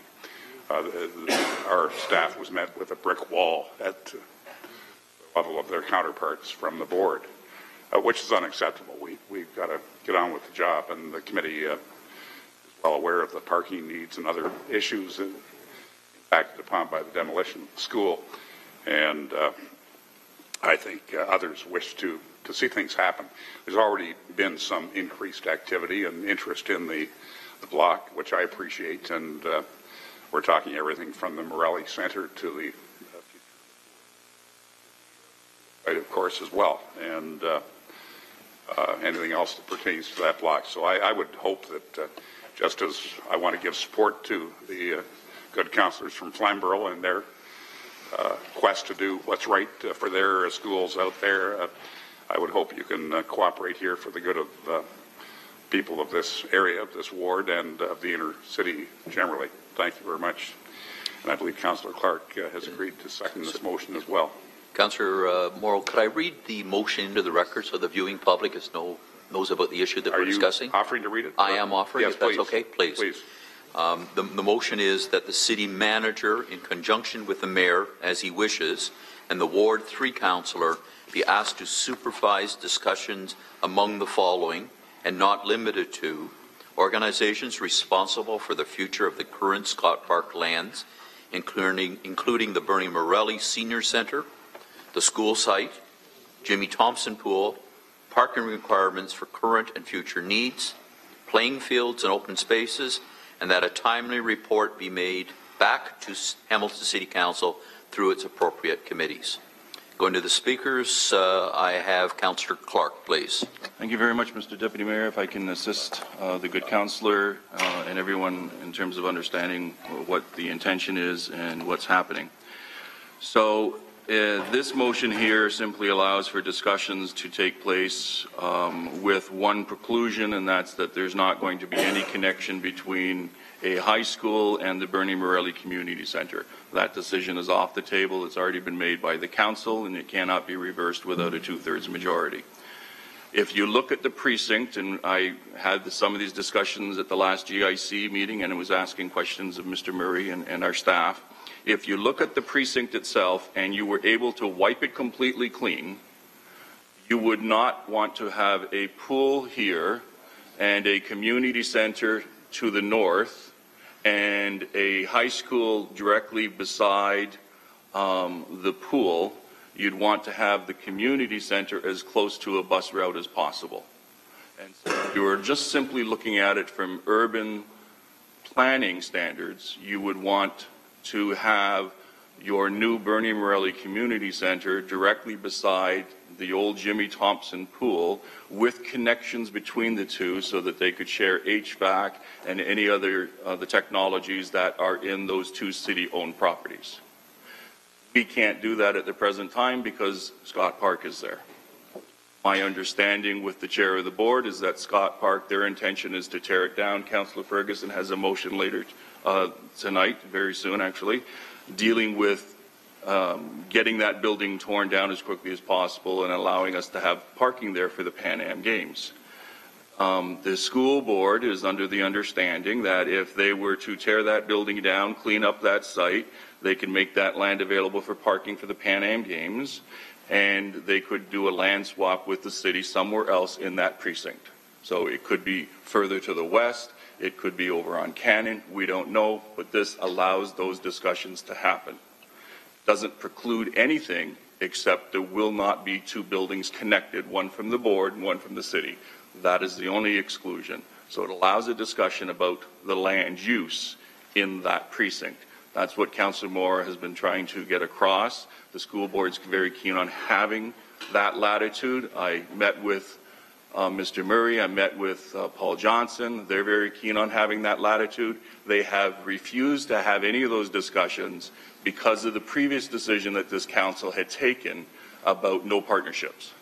And I completely understand the reluctance of our staff to enter into those discussions without having some latitude provided by this council. So what Councillor Morrow's motion is doing is simply allowing those discussions. You may want to just change the word supervise and put into have discussions or something like that, because we're not really supervising them, we're encouraging those discussions is what his motion is.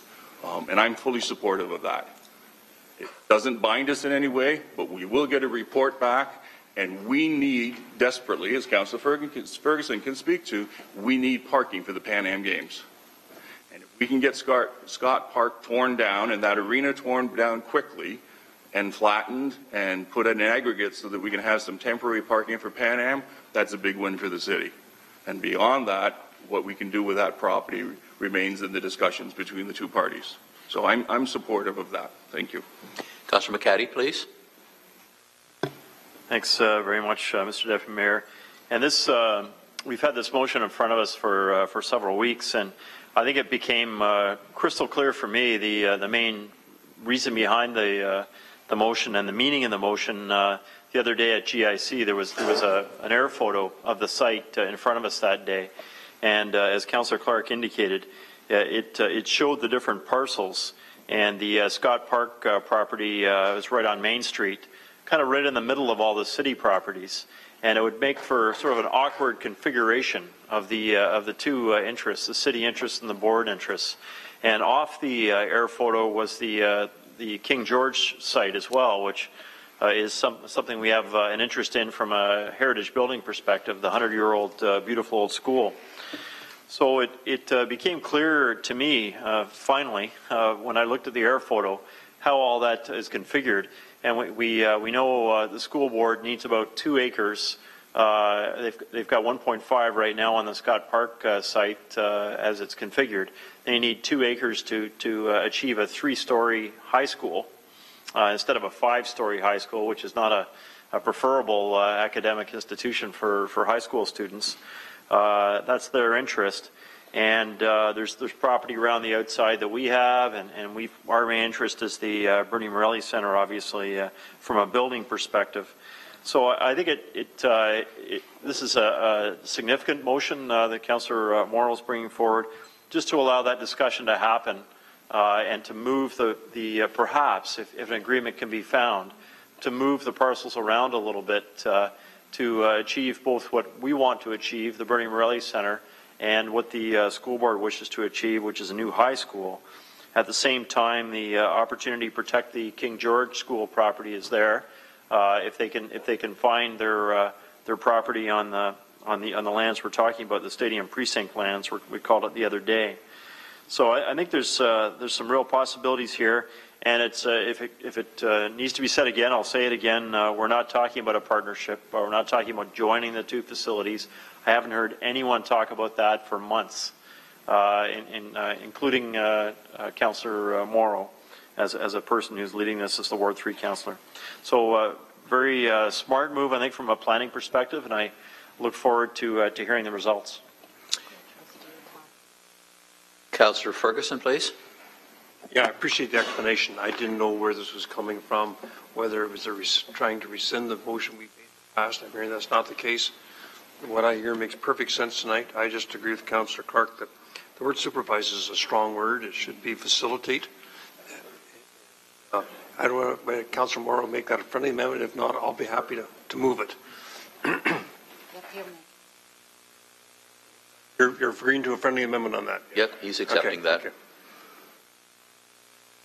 Aren't you going to talk about parking? Okay. Separate issue. Okay, that's a separate issue. Okay, Councillor Partridge, please.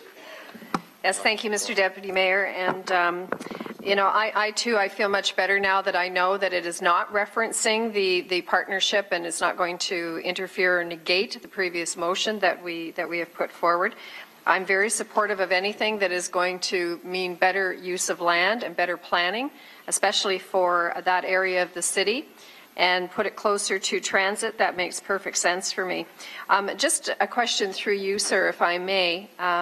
Would our Director of Community Relations, Paul Johnson, be involved in these discussions?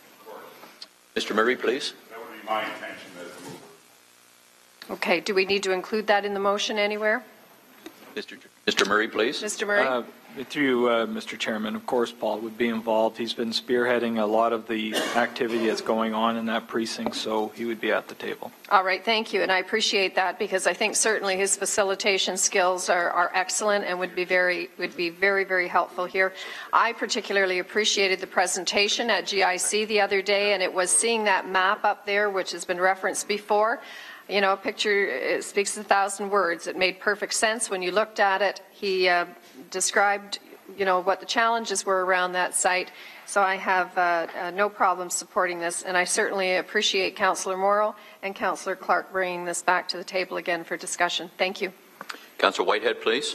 Thank you. First of all, I want to recognize, I believe Todd White is here from the trustee from the board. Mr. Chair, I mean, I obviously be consistent on partnerships. Partnerships have worked in my neighborhood in my ward for many years. But I was pretty clear when Councillor Morrow brought the motion forward a while back, which I supported from day one, understanding that he wasn't trying to undermine the position of council. I'm glad that it's finally clear that it was never his intent, and it was about having dialogue. It was about optimizing the use of the lands in that location that's synergistic to the taxpayers that will be utilizing those facilities. So I certainly support what's before us here today. Mayor Bertino, please. To be helpful to the mover, I would also offer friendly amendments on as he wishes. Councillor Morrill, please. Councillor Morrill, the mayor's offering up a friendly amendment. Friendly amendment. As the mayor wishes doesn't really mean a darn thing around here. It's only what the mayor's direction is. So that the city manager, in conjunction with the mayor and the Ward 3 councillor, and we don't need to be asked to, I think we may have spoken to that already, and facilitate the discussion. So I can't be forced or not forced. I do what council directs me to. So the mayor is respectfully requesting the removes as he wishes. Sure. Good. Thank I you. hope the clerks keep track of all these. Thank you. Councillor Duval, please. Thanks, Mr. Chair. And I just want to be assured on this motion that this is not going to lead into any kind of partnerships. The talk is just about the land use. I just want to be assured it's not going to lead into any kind of partnership going forward. That's my intention. Okay. Mayor Bertina, could you take the chair for a second? Mine is, and I stated this, I was somewhat reluctant to support it in the beginning. I found the motion awkward and not clear.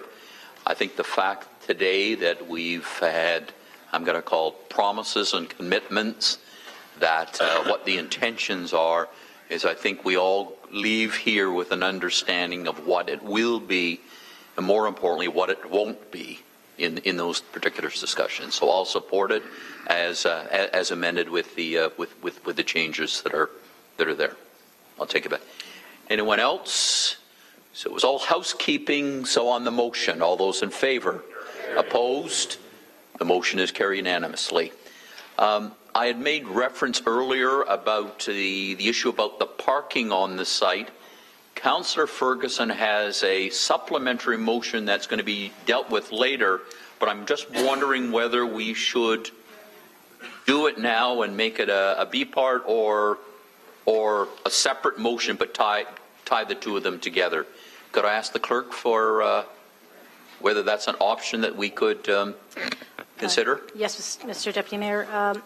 Because it's a notice of motion first, if you want, we can deal with it at that stage, and then we can reference in that motion back to the GIC report. So would you prefer we deal with it as a notice of motion, and right. then we could dovetail it into this?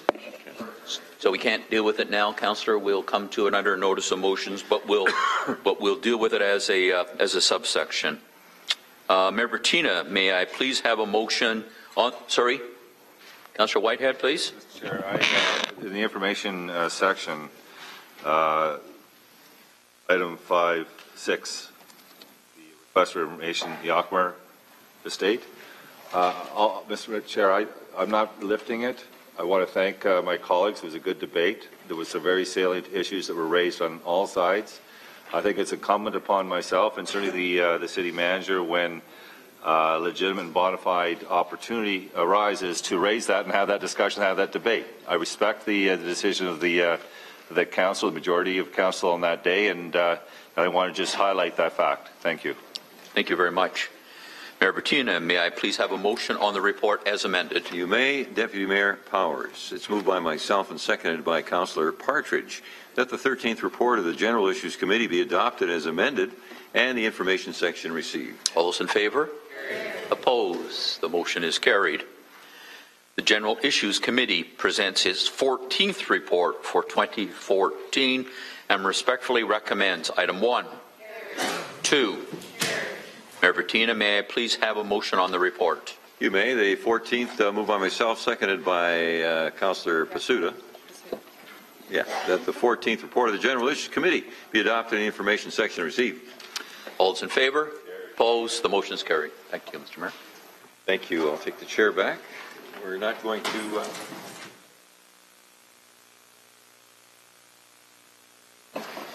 Of course, we won't be rising and reporting until we clean up the other agenda matter. And so now, Councillor Powers, on motions. Do you wish to present your motion? I do, Mr. Mayor, and you have the motion before you. It's very abbreviated, and the reason it is abbreviated, I want to make it simple for the province to understand what the intentions of this council is. And the motion has been moved by myself, seconded by Councillor Pasuta, and I'll just read it again. And it's regarding the implementation of the action plan contained on pages 43 and 44 of the Rapid Ready Report. And the motion is, notwithstanding Council's position of support for LRT, subject to 100% provincial funding, Council reconfirms its support for the action plan outlined on pages 43 and 44 of the Rapid Ready report attached here to as Appendix A, and directs that the relevant staff report to the appropriate committee with a schedule for implementation to be prepared as soon as is realistic. Just briefly speaking to it, Mr. Mayor, is notwithstanding our attempt 3 times to outline the position of this council on a couple of items. One of them obviously is the LRT. The council by a vast majority voted in favor of moving ahead on LRT subject to 100% provincial funding. I think we need to enunciate that. I mean, there are some that think otherwise, but a vast majority have made that particular position known. But notwithstanding that is our staff, and with the support of council, has supported a Rapid Ready report which starts in play, I'm going to call it a movement toward enhanced conventional transit. We have rolling stock that services a lot of the corners of our area. We have opportunities to extend our service into other areas that never ever will benefit from LRT service, but would benefit from conventional transit services. So I think the start of the program and support for putting together a realistic timeline that we can move forward is something that we need to be done. But obviously we can't do it ourselves. It's something that we require and insist upon support from the provincial governments and perhaps even the federal governments at certain times. But very clear, the LRT was to be 100% provincially funded. Thank you, Mr. Okay. Mayor. Any further comments on the motion? All in favor? None opposed? Thank you. Honeybees. Thank you, Mr. Mayor. Just a notice of motion, not a motion. Yep. So I will... okay, so we leave that as a notice. Yep. Right, okay. 7.3, installation of a stop control, Mountain Brow Boulevard. Councillor Duval. Thanks, Mr. Mayor. And, in the absence of Councillor Jackson, this is in his ward, he has a 300 signature petition, and he's asked me to move this, and seconded by Councillor Whitehead. Okay. Any comment? All in favor? Okay, good. Thank you. All right. On notices, the honeybees, we're going to just leave that. Thank you, Mr. Mayor, and it's moved by myself, and it reads, whereas honeybees and other pollinating insects are critical to the health of human and narrow ecosystems, and whereas honeybee species are dying off at a rate too high to guarantee their long-term survival, and whereas there is growing evidence suggesting that the primary factor in honeybee decline is the presence of insecticides commonly found in commonly used agricultural pesticides, and whereas the European Union and other governments have banned this pesticide, therefore be it resolved that staff consult with the Royal Botanical Gardens, McMaster University, the Agricultural Rural Affairs Advisory Committee, the Hamilton Wentworth Federation of Farmers, the Ontario Beekeepers Association, and others to determine the local health and honeybees, the use of this pesticide, and report back to the Board of Health on options for local action. And as I mentioned earlier, this is being referred to Councillor Pasuta to amend accordingly and add on to ensure that we get a comprehensive motion that will allow all stakeholders to be represented in ensuring that we have an independent conclusion in determining a go-forward type of plan of action, and I look forward to that coming forward, subsequent to Councillor Pasuta and other rural councillors meeting with the agricultural community to ensure that all of their concerns are addressed in the motion accordingly. And thank you very much. Councillor Powers on Grant Subcommittee. Thank you very much. It's a notice of motion, and I would like to waive the rules to allow the introduction of a motion, please, because it is time sensitive. Seconder. Thank you. Collins, all in favor? Carried. Thank you.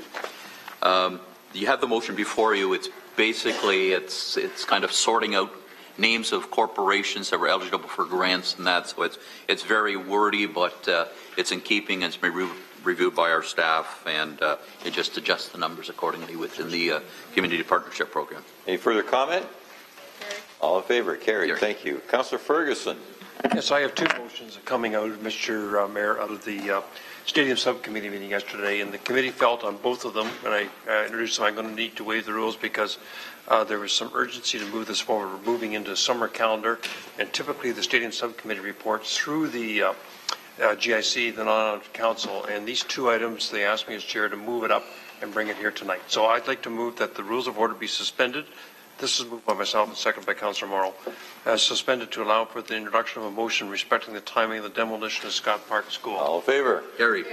Moved by myself and seconded by Councillor Morrow that the Mayor correspond with the Chair of the Hamilton-Whitman District School Board to inquire if the demolition of the South Scott Park Secondary School and the parking available on the site will be completed in time for the PanAm Games. And just to speak to it for a moment, the subcommittee, the Stadium Subcommittee, has been trying for 4 months to get staff to get back to us to make sure, first of all, there's no demolition going on while the PanAm Games are on, and secondly, there's no construction going on because the camera pans will pick that up and we're going to be on display to the world. Staff reported to us yesterday they've been trying for 4 months to get confirmation that the school will be down, and there seems to be a consensus that will happen before PanAm Games, but can we use it for a parking lot? To quote our senior staff's quote to the committee, they're putting their cards very close to their chest. And so we thought we needed to direct the Mayor to correspond directly with the Chair of the Board to see what the issue is and why we cannot get an answer, because it's important for the PanAm Games to have this extra parking for that event. Thank you. All in favor? Carried. And did you have another one? Yeah, I have another one. That the rules of order, first of all, moved by myself, second by Councillor Farr, that the rules of order be suspended to allow for the introduction respecting the relocation of the Canadian Football Hall of Fame. All in favor? Carried. And the motion is that staff be directed to prepare a report, moved by myself, second by Councillor Farr. Councillor Farr actually raised this to the committee yesterday.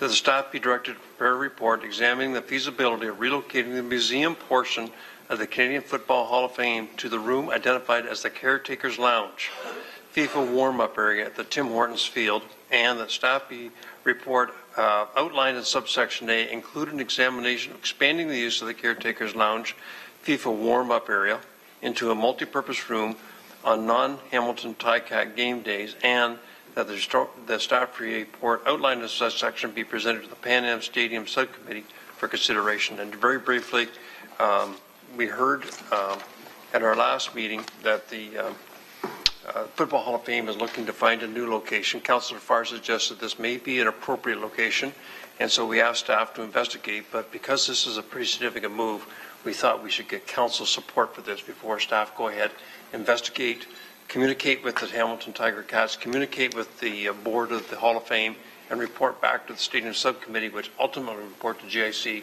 and on to council. Thank you. I have Councillor Clark, Councillor Farr. Councillor Clark, please. Can you come to me after Councillor Farr? I'd like to hear what he has to say. Sure. Councillor Farr. Perhaps I'll answer your questions in my brief summation of what's already been presented by our previous speaker and the mover. And I did bring it forward. As you know, Mr. Mayor, you were at the PanAm Stadium Subcommittee, but certainly there's a number of events that have occurred in the last few weeks, let alone the last many years with Councillor Duval and myself working with the Canadian Football Hall of Fame Board of Directors. We just, good timing, had a meeting last night. I did as directed by our PanAm Stadium Subcommittee and vetted this to the board last night, and to no opposition. So they're well aware. They all had copies, and we had a good discussion. And certainly the discussion of relocation has been going on as it relates to the Canadian Football Hall of Fame and Museum here in Hamilton for some years, as noted. And certainly we appreciate all the good work that our city manager has put in on this, our finance manager, and many others on staff, but all informally. And so from the PanAm Stadium Subcommittee standpoint, I felt it was appropriate and timely to formalize this. As we know, first and foremost, the stadium project with its timelines, clearly the Cats are looking to play on the 26th of July. We've been talking a lot about the capital project and where we are with the work. And certainly in a GIC presentation a little over a week ago, or maybe it was this week, we reiterated the 1,100 community hours once substantial completion is reached. And that 1,100 community hours relates specifically to on-field, but we also realize once substantial completion is reached with our Tim Horton field, our stadium, the taxpayers' stadium, it is the City of Hamilton that gets the keys to this facility, notwithstanding game days when the Ticats own it, as according to our agreement with the Tiger Cats, and appropriately enough.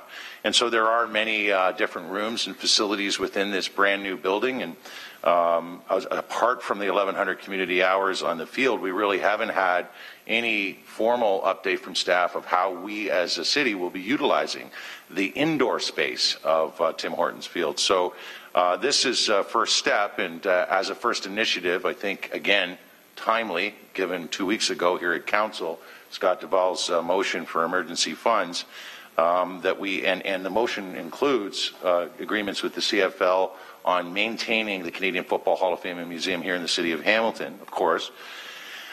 It was timely to as well look at the Canadian Football Hall of Fame and Museum as a relocation effort, first and foremost, for our stadium precinct. And all of those factors, and of course years of discussions and work with the CFL appointees and the CFL, including Mr. Cohen himself and our city manager, led to this motion, and I appreciate it being brought forward and how it was brought forward through, I think, appropriately, the PanAm Stadium subcommittee. And again, I'll go full circle. This was vetted as directed by the subcommittee to the board last night, and no opposition.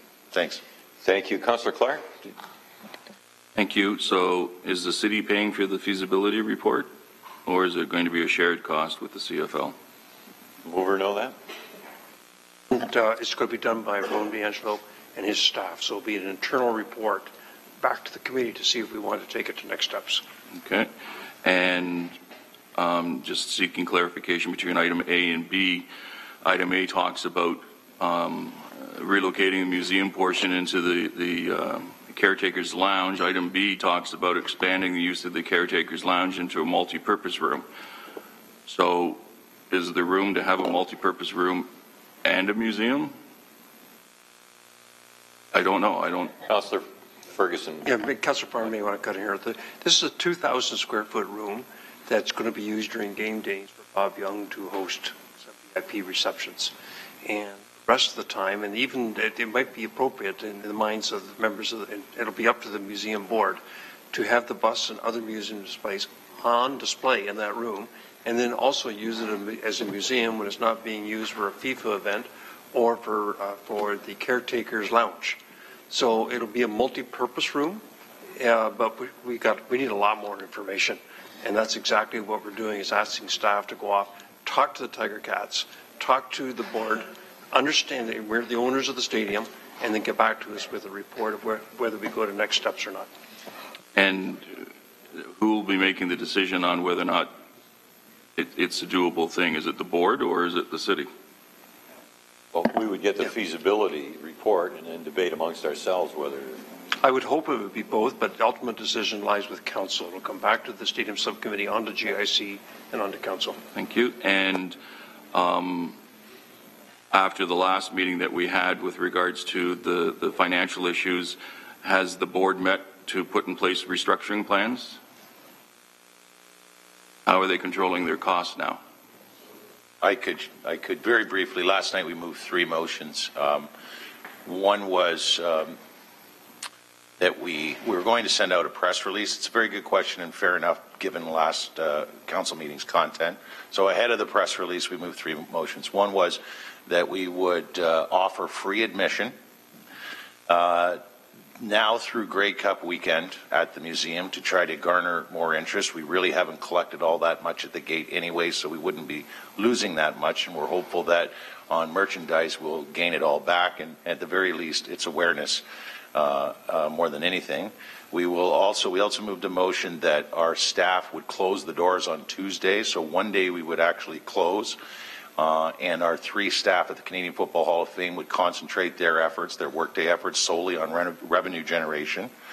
And the third motion last night it was by McCarthy with respect to coming up with a revenue generation. We talked about telemarketing, we kind of moved away from it, but if you donate $50, you get a mug. If you donate 100, you get a picture of your favorite CFL star, that kind of thing. So it was a marketing plan motion. Those are the three motions we moved to answer your question, and it was all approved. Is there going to be a report coming to this council on exactly what they're planning on doing and what the savings are from those three items? More than happy to update you. We do generally update you, and you may want to refer to... if I may, this should fall within staff to do the feasibility, call them and say, what's the status of the organization and what's your plan to move forward, then that should come back to us that way. I think my point is point of view. No one's done that, so that's why I'm asking. Well, so we don't have a report. Asking staff to do the feasibility would trigger that. No, the feasibility is moving it over to the Tim Hortons field. I'm trying to understand what they're doing to help curtail the losses. Part of it. It's all part of it. Okay, so do I need to move a motion to get direction to get a report back on the restructuring? Because I'd like to know exactly what they're doing. A friendly amendment would be to include just what you said. So be it. So is that okay? The mover of the motion, would you accept that? That's a lot different than where I was going. I was simply trying to have a feasibility study done. The point of order, Mr. Chair, is this motion is specifically to the feasibility of moving over to the stadium. We already dealt with the motion in regards to the dollars. We could certainly ask the report, but that would be a completely different issue. I don't know why we're dovetailing on this one. Well, as the chair, I need to provide clarity. If it turns out that the city of Hamilton ends up operating this, because like Opera Hamilton, the Hall of Fame board disappears, I mean, we have to know what the go-forward position is. I think, Mr. Mayor, it's a separate motion, I agree, because this is just dealing with what's the possibility of moving that museum over to the stadium. If we want a report from the Canadian Football Hall of Fame, which is also funded significantly by the CFL, I think that should be a separate motion that would ask the board to report back to GIC and council on that. Okay, so let's go with your motion as it stands. A feasibility report with staff regarding the movement. All in favor? Any opposed? None opposed. And Councillor Powers. Sorry, just a question for my information. Who owns the real estate known as the Canadian Football Hall of Fame? You? And Councillor Duval. Thanks, Mr. Mayor. I just wanted to comment on first, thank you for bringing this forward. I don't know why Councillor Farr's his name's not on there for moving it. No disrespect to Councillor Ferguson, for sure. But all it is it's an option. It's a feasibility study, but it's an option that we're looking at of other places that we may be in the same city. This is just one of them. That's all we're asking for, because we got to do something going forward. We have to do better, and so I appreciate this is happening, because it will tell us yes, there's a possibility, or it's a no, and we have to look for others. Okay, so Councillor Powers, take the chair, please. Through you to Mike Zagaric. Mike, what should council need to know in terms of the financial relationship and tenant relationships between the City of Hamilton and the Canadian Football Hall of Fame? Are there some specific areas in terms of potential liability that we should be aware of? So, through the chair, the existing relationship is, and just following up from Councillor Powers' question, is the facility is a city facility. The city funds the operation and maintenance of that space. It amounts to approximately $130,000 a year. In terms of our risks or liabilities with respect to the Canadian Football Hall of Fame, with respect to the assets, as I understand under the memorandum of agreement, is the assets really, with respect to city assets, are the facility. In terms of the contents, those assets do not belong to the city and therefore are not reflected in the Canadian Football Hall of Fame's financial statements, nor in the city's financial statements. As I understand it, those assets belong to the CFL. So in terms of recourse to the city, our recourse is relatively limited in terms of assets for the museum directly. In terms of the discussion at council, last council, with respect to the financial aid, is we have met with representatives from the museum. They have provided their audited 2013 financial statements to finance staff, and we've asked for additional financial information, including their cash flow requirements for the balance of 2014. So I will just share that with council, as we have requested additional financial information as it relates to 2014 directly. Thank you. So, Mr. Chair, that's the problem, is the relationship as the landlord, but the assets that belong to the Canadian Football Hall of Fame fall under the question of the financial future of it. And so my concern would be that we establish a relationship with other city property. Point of order. Mr. Chair, you declared a conflict on this issue. Oh, you're right. You're right. Thank you. And I'm trying to understand how you could talk into it this well, point. That's fine. Quite right. So I'll step back from that. So I'll take the chair back. And Councillor Clark has indicated a desire to speak, Mr. Mayor. Councillor Clark. Thank you very much. I'm happy to hear from Mr. Zagaric that we have the audited financial statements and that he's requested the cash flow. My suggestion was simply that we see what the restructuring plans are, because they clearly have some financial issues. We can't assist if we don't know what's going on. And right now, I don't think anyone around here, except for a couple of councillors, actually know exactly what's going on in that organization. So it's appropriate, given that we've handed them money, that we see the document and that we can provide comments to them. Yes, Councillor Farmer. And to that very good point, you will, and there's nothing to hide, and we had a very good conversation, a lengthy conversation about it last night, and we're very open and transparent. As soon as our executive director returned from out west, he met with Mike Zagaric. They had a good meeting, I understand, last Friday. And there's absolutely every validity to what you've just stated. And I'll also note, it's not a unique position. We're literally on the line, at least we talked about this last night, for the last 4 or 5 years. And I remember the previous speaker said maybe about a year ago, when a bunch of comedians came in here looking for the Comedy Hall of Fame. Museums it's a tough go. Few make money. And certainly I took that to heart then, and I reflected on it in recent days. Okay. Any further discussion? All in favor of Councillor Ferguson's motion? Opposed? Thank you. And I was declared an interest, so I won't show up in that. So now, you have a notice? Please go ahead, Councillor. And I'd like to waive the rules. It has to do with road and sidewalk work, and there is funding attached. To waive the rules. Yes, sir. Regarding road and sidewalk work. All in favor? Thank you.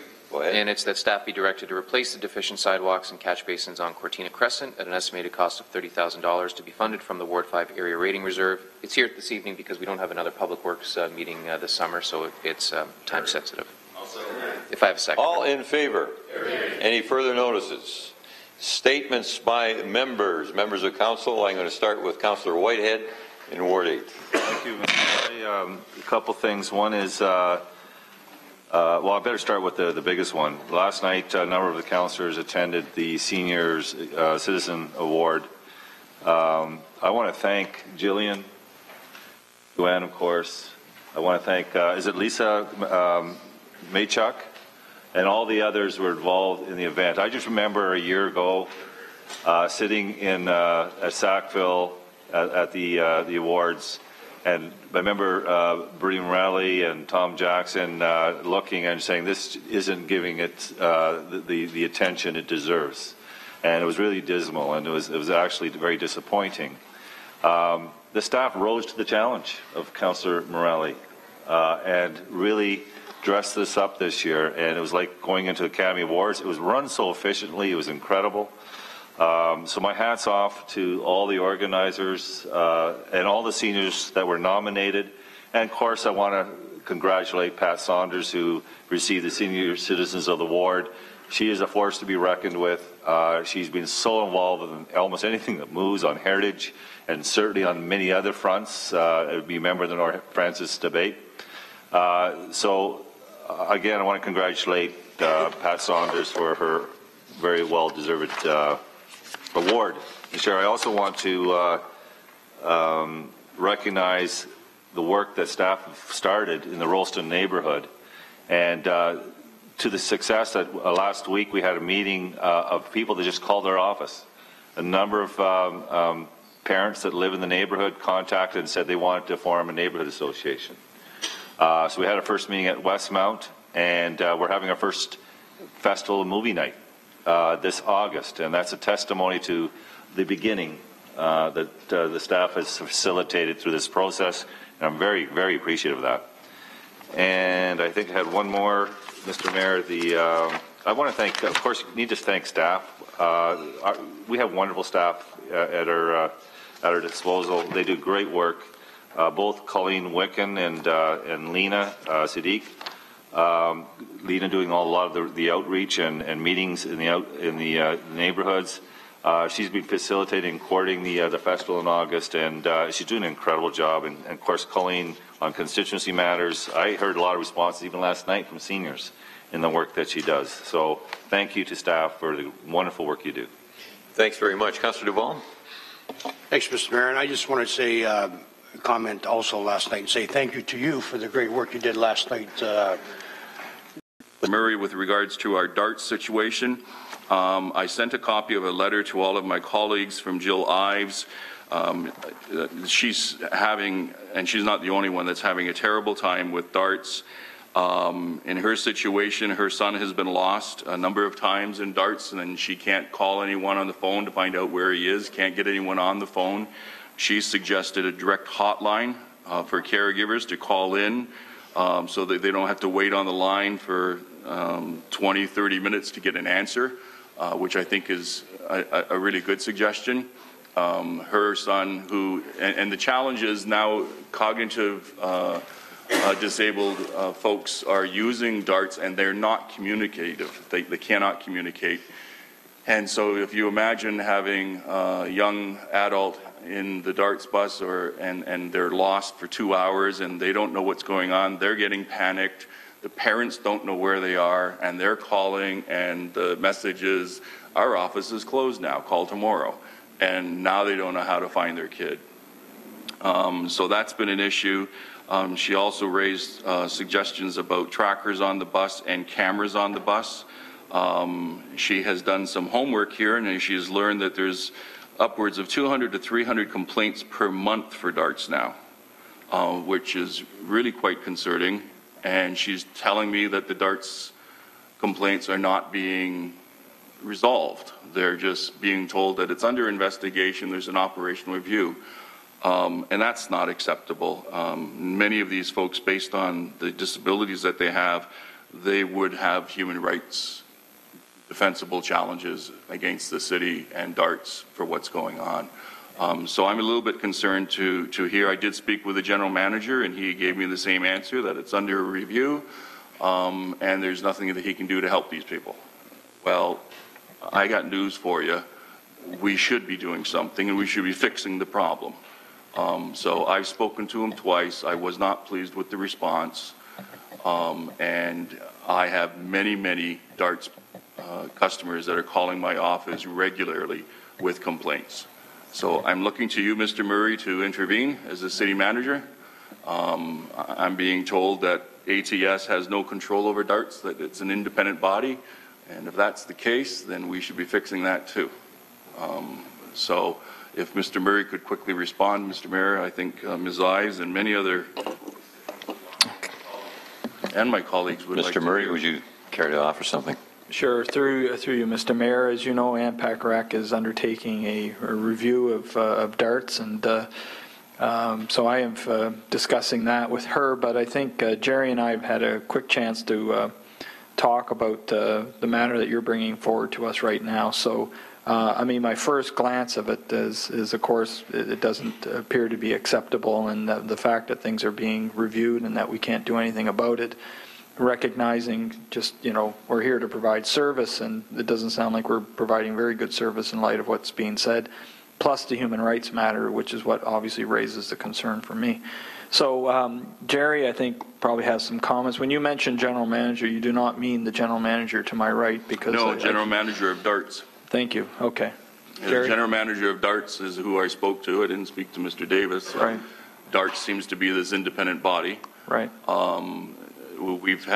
I've had situations where a cognitively disabled child and adult has been left at the door with no one there to look after them, and they cannot communicate. Left outside of the office where they take their programming 10 minutes ahead of time and no one there to receive them. Yeah. That's not acceptable. Left on the bus, forgot on the bus. I could go on. It's really significant issues, and you can well imagine it's 5, 6 o'clock at night when your child's supposed to be home 90 minutes ago, and they're still not there, and they can't communicate, and you can't get anyone on the phone to answer the question. Councillor, I think we have a sense of what the issue is. I'm not sure that this is the forum where we're going to get resolved, but Jerry's prepared to answer, so could we hear that answer? Well, through the chair, the darts, they're a contracted agency for the city of Hamilton. They provide all the scheduling and routing services as per the contract. We have a report coming in August regarding they have a deficit from last year that we have to fund, but part of that annual report is their performance, and all the issues you've just addressed are part of that performance. So they have a contract that they're supposed to perform. We will be reviewing that and bringing that forward to committee as well. As Chris indicated, there's the audit of the overall program. But again, it is something that, you know, they have to provide the service and respond when complaints come in. It's just like any other external agency that we contract with. Waste management, winter maintenance, we receive a complaint, we forward it on, and we want them to deal with it as per the details of the agreement. So can I just ask one question then? Please, yeah. Who tracks the complaints and who follows up on the complaints? Darts? So through the mayor, well, the complaints come into the ATS, we forward them on to darts to resolve them. And who follows up to make sure that they're being resolved? Because what I'm hearing from the constituents is they're not being resolved and no one's calling them back. And through the chair, that's correct. We know that as well, and we're dealing with it, but it is something that they have to follow up on. They provide the service, and it's a requirement that they do it per the agreement. Well, Mr. Mayor, I'll leave it at that. I'm a little bit concerned that no one's following up, and we know that they're not following up, and we're not doing anything about it. Councillor, I really appreciate you bringing that forward, and I hope that we're going to dig into the answers. I'm just concerned that we're going to get into a discussion that needs time and place and some inputs, but I appreciate your... You're 100% correct, sir, but I brought it up 3 times now, and I'm still not getting any further ahead. I brought them up publicly here at council in this forum and still get nowhere. A GIC then. We'll take it up at GIC and then we can take action from there. Councillor Pearson. Thank you, Mr. Mayor. And I just want to announce that the Canada Flag Day Festival, again this year, will be holding the Regency Family Picnic. It's at Battlefield Park, 77 King Street West. Be held Sunday, July 13th, another busy day, from 11 to 4 p.m. It's going to be fun-filled activities, entertainment for the whole family, including Binbrook Little Theatre, Wandering Minstrels, Regency period dancers, games for kids big and little, musket demonstrations, cannon firing. Ladies, feel free to make hats, and there will be a hat judging contest. And again, there's face painting activities for children. And of course, please bring your picnic lunch, but there will also be a concession stand available on site. I hope everybody can come, and also feel free to wear period costumes. And while you're there, take a few moments to visit the new art installation that we just opened a couple weeks ago, Eagles Among Us. It's absolutely spectacular, so we hope residents will take out that opportunity. Mr. Mayor, I'm just also delighted to know that I have construction company and materials going in as we speak on Kilbourne Avenue, and I know residents have waited a long time for urbanization in that section of Ward 10, and it is coming, and I know they've been asking me diligently over the last month, when's it going to start, when's it going to start? Equipment and materials are now being brought in, so I'm thrilled to say that that's going ahead, and I've told residents now that you've been anxious to get it. Please don't call me in a month and say when's it going to be done, because it's going to take the season. So I think they're all respectful of that and just excited to have this work going forward. On another note, Mr. Mayor, I'm thrilled to, and I'm going to announce it, though my daughter will be ticked off at me. I had the pleasure of attending my daughter's graduation ceremonies just over a week ago in North Bay, and she graduated with 2 degrees with distinction, Honors Bachelor of Science Psychology and Honors Bachelor of Arts Criminal Justice, and both of them, as I said, with distinction, and I'm pleased to say that she's taken on an internship at the university for a year, so we're excited, and she hopes to move on to continue her master's and her PhD. So, and with that, I also... Yes, exactly. But also had the pleasure in the last couple of evenings and tomorrow night attending graduation ceremonies, grade 8s and grade 12s. And congratulations to all the graduates out there and to the families and friends of these young people for supporting them, keeping them in target in line. And, you know, we have some great young citizens coming forward in the next generation or so. So I'm really excited. But again, as the last council in June, I always try and remember to remind residents, summer's here, school will be out shortly. Please be cautious and drive safely. We have our young people on the streets. Thank you. Thank you. I'm sitting beside a very proud mother right now. Every Saturday at the Bimbrook Agricultural Society grounds is the Bimbrook Farmers Market from 8 a.m. to noon. Every Wednesday from 4:30 to 7:30, Wheel Food Wednesdays are also at the Bimbrook Fairgrounds. And all the proceeds from that goes to the Bimbrook United Church. On Friday, July the 18th, the Grand Peach Ball. It's that time of year already. The Winona Peach Festival sets off their season. It's going to be at the Leona Gardens on the lake. And movie in the park the next day on July the 19th. And this is at the Bimbrook Conservation Authority. Put the kids in the car. It's $10 a car. There is overnight camping, and the proceeds will go to the Glanbrook Home Support. And that starts at 7 p.m. and the movie is Lego Movie. So anyways, the last thing I'd like to announce is on July the 5th, we're going to open up the skateboard park in Bimbrook. This is the one that the youth actually designed. They said where all the pieces are going to go, and they're actually designing and planning the grand opening as well, which is tomorrow at 4 o'clock at the Bimbrook Memorial Hall. No adults, please. The kids are going to be doing it all. And we're just pretty excited. We're just hoping the weather will hold off enough so that we can get all the equipment in. Thank you, Mr. Mayor. Thank you. Councillor Ferguson. Yeah, 2 items, Mr. Mayor. First is last Saturday we had a big day in that we did the official reopening of the rebuilt Ancaster Senior Achievement Center. As you recall, the city put in $500,000, the feds put in $500,000, and the board of directors put in $500,000 through fundraising, through golf tournaments and bake sales. And then the province put in $250,000, and I'm pleased to report it came in on budget and on schedule. We hit all the deadlines for the grants from the federal government, so they're not at risk. I know Councillor McCaddy attended with me for the ribbon cutting ceremony, and it was a standing room only crowd. It was a very big turnout, and the common message I heard from everyone attending is that exceeded expectations. It wasn't an easy project.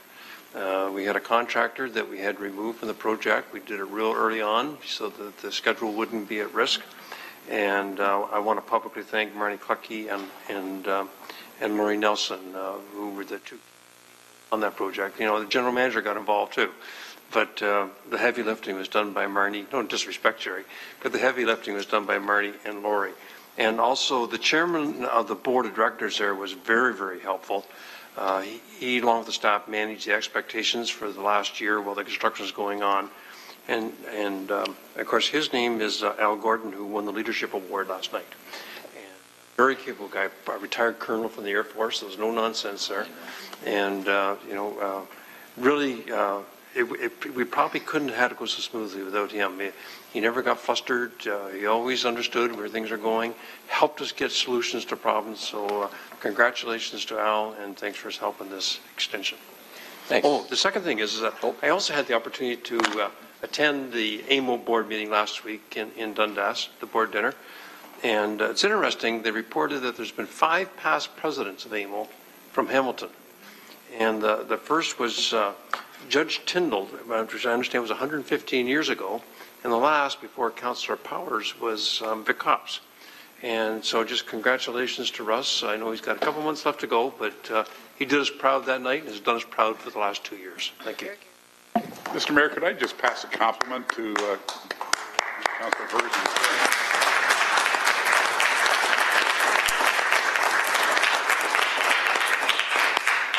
I would echo that comment about Russ and his work there. Well, let's not do the tribute yet, though, because we've got another meeting in August. Right. Well, okay. But I want to mention. Yeah, we may change our mind. It should be mentioned, Councillor Ferguson's mother was very instrumental in the seniors center in Ancaster. I remember former Mayor Ann Sloat talking about that and how she had to keep Councillor Barbara Ferguson happy with the center. That's made the reopening special because my mother was the councillor of that ward when it opened.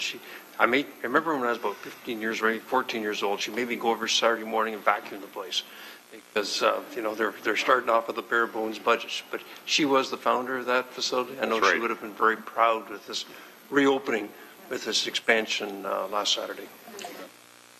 Councillor Powers. And I can certainly attest to the tenacity of Al Gordon. I had the pleasure, and I do mean pleasure, serving under him as the deputy commander of 2 Wing when I was with the Tactical Helicopter Squadron, and that's why I know Al Gordon very, very well, and a man, a righteous man in that, but a man of purpose, and he served you well in what you've gone. So did you fly helicopters? Pardon? I was a transport and vehicle maintenance officer on the ground, and when we went tactical, I was an air recce officer.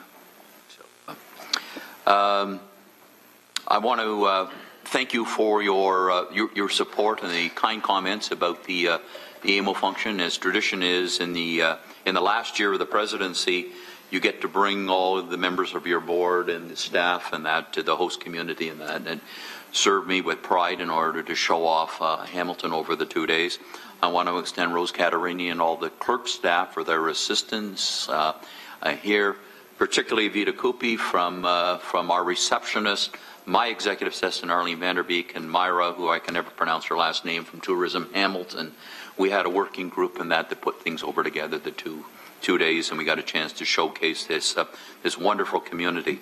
My board of directors is representative of every corner of this particular province, and I can tell you that it represents every corner of this province because I've traveled to every corner of this province over the last 2 days. When I assumed the presidency, they said to me, we're going to send you to places you're going to have to look on an Ontario road map. I can attest to that. Some of them I had to look up on the Ontario road map, and the ones that they sent you to was usually in the middle of winter that you had to look up on an Ontario road map. So I want to thank everyone. We had a very, very positive meeting as we head towards our annual conference in August, and it gives me a perfect opportunity to invite all of you to come to London from August 16th through the 20th, and that for the annual conference, the 115th annual conference of the Association of Municipalities of Ontario.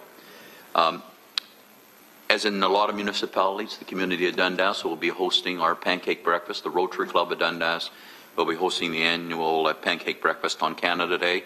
Starts at 8 a.m. and goes till 1 p.m. the Dundas Driving Park. Please come out and join us. That'll be a nice segue into other activities that are taking place. And in an effort to continue on the message of embarrassing our children, I'd like to extend best wishes today as my daughter and her husband, Jamie Bellardo, celebrate their 20th wedding anniversary today, and the good news, she's still out of the house. She hasn't come home again, and as a result, I have 2 wonderful grandsons, of which, as you all know, one of them I took to Ireland with me in March, and he knows how to buy a Guinness now. So anyway, thank you very much. Thank you, Councillor. Councillor Pasuta. Well, thank you, Mayor Bertina. And first of all, back on June the 15th, Westfield celebrated its 50th anniversary, and Councillor McHattie, who was chair of the Hamilton Conservation Authority, was there, along with Jim Howlett, the vice chair, MP David Sweet, and myself, and we did a few speeches, and it was a good day. The weather was great. People were dressed in the costume of the era, and it's a good thing. And I kind of poked a little bit at David Sweet, our MP, for we're working on some funding to do some expansions and good things at Westfield. So it's a good opportunity to catch him there. July 1st is a busy time in Ward 14. Linden Can Day Parade. It's in Linden at 11 o'clock, and I don't know, Mr. Mayor, if you're going to be there or not, but it's ongoing there. And then quickly over to Greensville, the Optimist Can Day Picnic in the Park at Webster's Falls. And then back over to Troy. They have a little parade in the little village of Troy at the far western end by Brant County. And then they have firecrackers back in Linden on that night. Great display of fireworks there. July the 2nd, the 4-H Safety Night is going to be held at Rockton Fairgrounds for our youth there. It's a great event, and I'm going to be attending that, and it teaches them about farm safety and things that could be happening. I'd like to say that the crops are way behind as far as planting, getting them in, but good, warm, hot weather, humid weather makes things just take off, so we're looking forward to that, even though people complain about it, but it makes our crops grow. Strawberries are coming on well.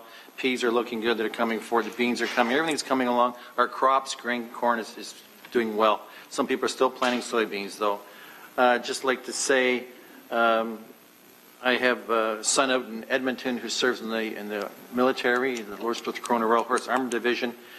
He's bringing out our twin grandsons on July the 8th. This will be my 4th time seeing them, even though they're 3 years old. So looking forward to that. Bring them to City Hall, and they'll cause terror. They'll be into your trains, Mr. Mayor.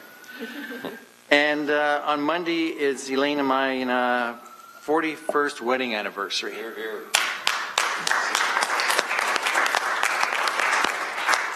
So I'm looking forward to spending Monday with my dear wife, and she just texted me now, you're not coming in on Monday, so I said yes. So thank you, Mr. Mayor. Thank you. Councillor Partridge. Yes, thank you, Mr. Mayor. And I just want to start with this Friday is the Waterdown District High School graduation, which I'm always looking forward to. It's absolutely fabulous. Be from 1 till 4 o'clock over at Hamilton Place. And we've been watching lots of graduations over the past week over there. And then the Waterdown Rotary Rib Fest starts on the Friday night as well. And it runs until the end of the day, July the 1st. So it's going to be a very long weekend of rib festing. Saturday morning from 8 till 2 p.m., the Waterdown BIA Farmers Market. It's been a tremendous hit. This will be week number 4. And we're we started off with 30 vendors, and it's now grown up to 34 vendors. And it is fresh perch. There's rabbit, there's everything you could possibly imagine, fruits, vegetables. And VQA wines. I don't know how many farmer markets have that, but it's great wine.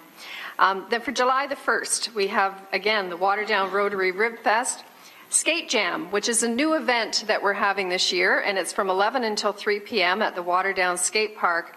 It's a partnership, Mr. Mayor, with the Waterdown Rotary and my office, the police, Healthy Communities, Healthy Youth. And we had 3 students who joined the committee. They were so excited that we were going to hold this event. It is the first event that they've had at the skate park, even though the skate park's been around for a while. I want to recognize Matt, Jordan, and Kevin. They're just wonderful, 3 young men. They're Waterdown High School students, but they raised all the money necessary. They went out and secured all the sponsorships. They arranged for the DJ. They have just done a tremendous amount of work. And it was important as adults that we didn't take over and run the event. It's their event. It's for young people, and we wanted them to run it with the assistance of the police. It's just going to be tremendous. So we're all very excited about that. And as well, on July 1st, there will be a newcomer citizenship ceremony at Rib Fest. It's going to be starting at 1:30, and I'm very pleased to participate in that along with MPP Ted McMeekin.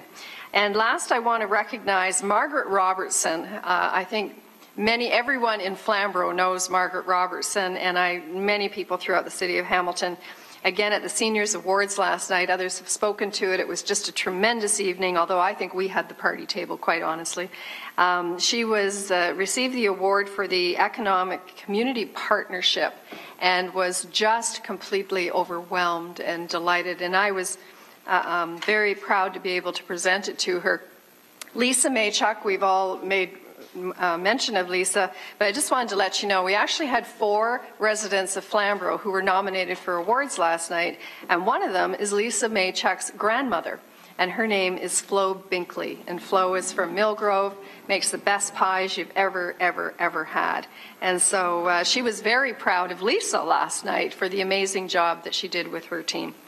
Thank you, Mr. Mayor. Thank you very much. And thanks to the Deputy Mayor for the month of June, Russ Powers, for filling in for me when needed, especially a very early Saturday morning with the Bulldogs. And but I hear the event was great, the weather was perfect and all of that, and I'll add my congratulations, but I think further later on the AMO party was really a classy event. It's so nice to bring politicians and members of other staffs to our city. And evening at the Dundas Valley Golf and Country Club. Wow. So great job. Who picked up the bar tab? That's the only thing I And someone tonight is leaving the meeting in a brand new Cadillac Escalade. Lloyd, he came in it, so that's when he's going to be in. It's not a prize giveaway. I just put them on, and while we've got, and it's very appropriate tonight to mention with Stephanie in presence, was that even though 5 of us have served as president of AMO, Stephanie's late mother, Joan Gallipo, former regional clerk of Hamilton Wentworth, was the president of the Association of Municipal Clerks and Treasurers of Ontario on that until her untimely death in 1985. So we remember, those of us who were involved in regional government remember Joan very well on that, and she held that prestigious position. She had an untimely death in Fort Frances, Ontario. I can tell you it's an interesting place to visit, Fort Frances, Ontario. Thank you. Thank you all. And now I need a motion to move in closed session pursuant, I have to read it, to Section 239.2 of the Municipal Act 2001, Section 8, 1 subsection B, C, D, and F, the city's procedural bylaw, as the subject matter pertains to personal matters about identifiable individuals, including municipal or local board employees, D, labor relations or employee negotiations, and the receiving advice that is subject to solicitor-client privilege, including communications necessary for the purpose of respecting HS arbitration and transportation division review, a pending or proposed disposition or acquisition of land by the municipality or local board, and the receiving of advice from a subject to solicitor-client privilege, including communications necessary for that purpose, respecting 64 Melrose Avenue North. May I have a motion? Seconded. Morrow, all in favor? With those not required to be here, please leave as we move into closed session.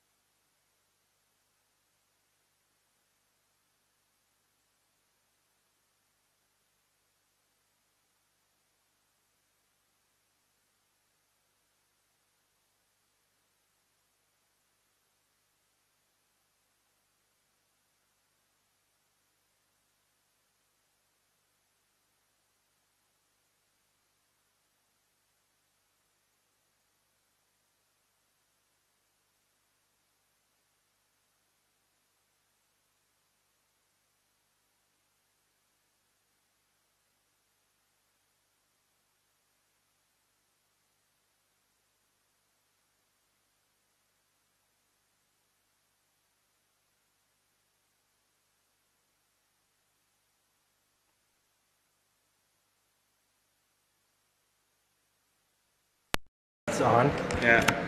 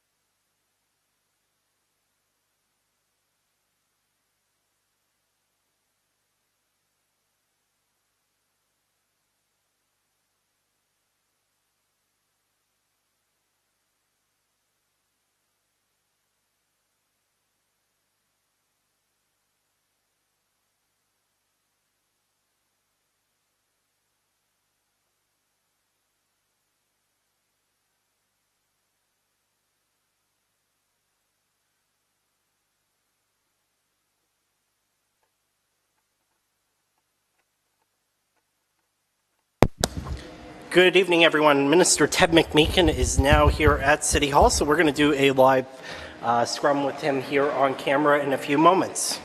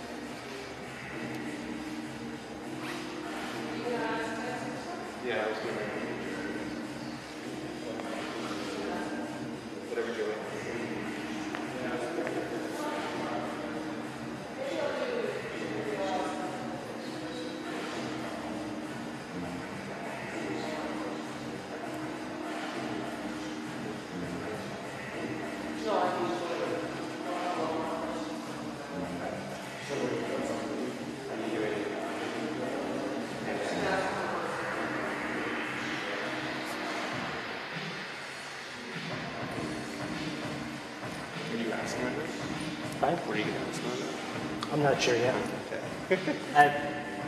This is the beauty of the live TV, where I don't have my speaking notes in advance. I just literally start asking the minister questions on camera and have a discussion. So. Anything PanAm or HSR related? No. I'm good at it. Well, I thought I was next up with them, but that's fine. No, we can both do it. But if it's not, I just have a couple things on. Okay, yeah, no problem. Okay. We can do it over there. I can Well, do you want? Yeah. So, if Minister McMeek, if you could. I don't need to talk to him privately or anything. Yeah, CH. You're good? Okay, so just a sec, Sam. Minister McMeekin, if you could stand about here, please. Over here? There we are, we're perfect. Like Feel here? free to be in the shot sit. Just head and shoulders only, Joe? Pardon? Head and shoulders only? There you are, you can see, we can zoom you in just a tad, okay? Yeah, that's good. There we go. So Minister McMeekin, you are now the Minister of Municipal Affairs and Housing. I am, I confess. And so what is your goal for this term of office as Minister? Well, I haven't set goals yet. I'll be speaking with the Premier with respect to a mandate letter. But in generic terms, I want to look at the Municipal Act and some changes that need to be made there. I think election reform is something that I hear from a number of people that is important. I would like to advance growing the Greenbelt. We've already said we want to do that, but the mechanics of that need to be sorted out. I have a passion for social housing. 35 years ago, I wrote my master's thesis on how to do social housing better. I think we were doing it better 35 years ago than we are now. 35 years ago, we had a federal partner, which is not always the case. But I'm optimistic. I'm not making any judgments. I'm going to go up and meet Jason Kenney and talk to him and talk to my good friend Mayor Watson up in Ottawa. And I'm going to put together a kitchen cabinet of key municipal leaders, and hoping West Powers will be one of those as president of AMO. We're going to do it on both the municipal side and the housing side to help me vet some of the thinking and give me some feedback when I think it's necessary to do that. So I'm going to do all of those things. There are all kinds of issues on the plate. I've been in briefings all day, Joey, so it's one of those things. Tomorrow and Friday, I'm in the constituency. I'll be from 10 o'clock in the morning till 8 o'clock at night on Monday doing more briefings. And I got like that much reading to do. How specifically, being as specific as you can, how specifically does it help Hamilton that you are in this portfolio? Well, I don't know. I think the first thing I'm going to do, you may have heard this, Sam, is that I'm going to do a what I call a building bridges tour. If there's a gulf between the province and the municipalities, I'm not sure there is, but were there to be a gulf there, when you build a bridge, you build it from both sides into the middle. So I want to be the person that tries to bring folk together, to have dialogue, to articulate concerns. I know this city very, very well, and I intend to make my first stop in the Building Bridges tour right here in Hamilton. I've been invited by the Mayor, His Worship, to come and to speak to City Council. When is that? Well, they've suggested a date which may be tough, Peggy, but that's because we're in session, but we'll find a date. I've also arranged today, I spoke with Steve DeLuca, the new Minister of Transportation, and said when I go to City Hall to share with them some of what our government's doing on the municipal side and how we need to be working together and partnering and what we can learn from each other, will you come with me? And he said he would. So that's good. So if there are then questions about transit or LRT or what constitutes base funding or any of that stuff, over to you, Stevie, right? That's what will happen. One of the things that comes up here often is downloading, and how there's like a disparity of millions and millions of dollars between what the city says it's saving and what the province says it's saving. And I know there are a lot of ministries involved in that. But isn't it up to you now to sort of go to bat and see how you can see what you can do about that? Well, we have a memorandum of understanding through AMO, which Hamilton has signed on to, which has a schedule of what's going to be uploaded between now and 2018. Russ Powers, the president of AMO, the Association of Municipalities of Ontario, says we're ahead of schedule, which is good. You know, we pledged during the campaign that we wouldn't deviate from the memorandum of understanding. We would honor it, and we intend to do that, and I intend to make sure that happens. So, you know, we have a contract with municipalities, including Hamilton. They've signed on, and I will do everything I can to make sure that's honored to the benefit of our great city. Okay. Any new news on Randall Reef at all in terms of how far they're over budget? Or? No, I haven't. I hear they're over budget, but I don't know by how much. And let me just say that I'm committed to getting the project done, as I think are the feds. The feds have official carriage of the project. Need to make that happen, but we're delighted to be partners. Nobody likes a cost overrun. I understand there are going to be some meetings with some industry folk to see why that is and if there are some ways we can curb the costs.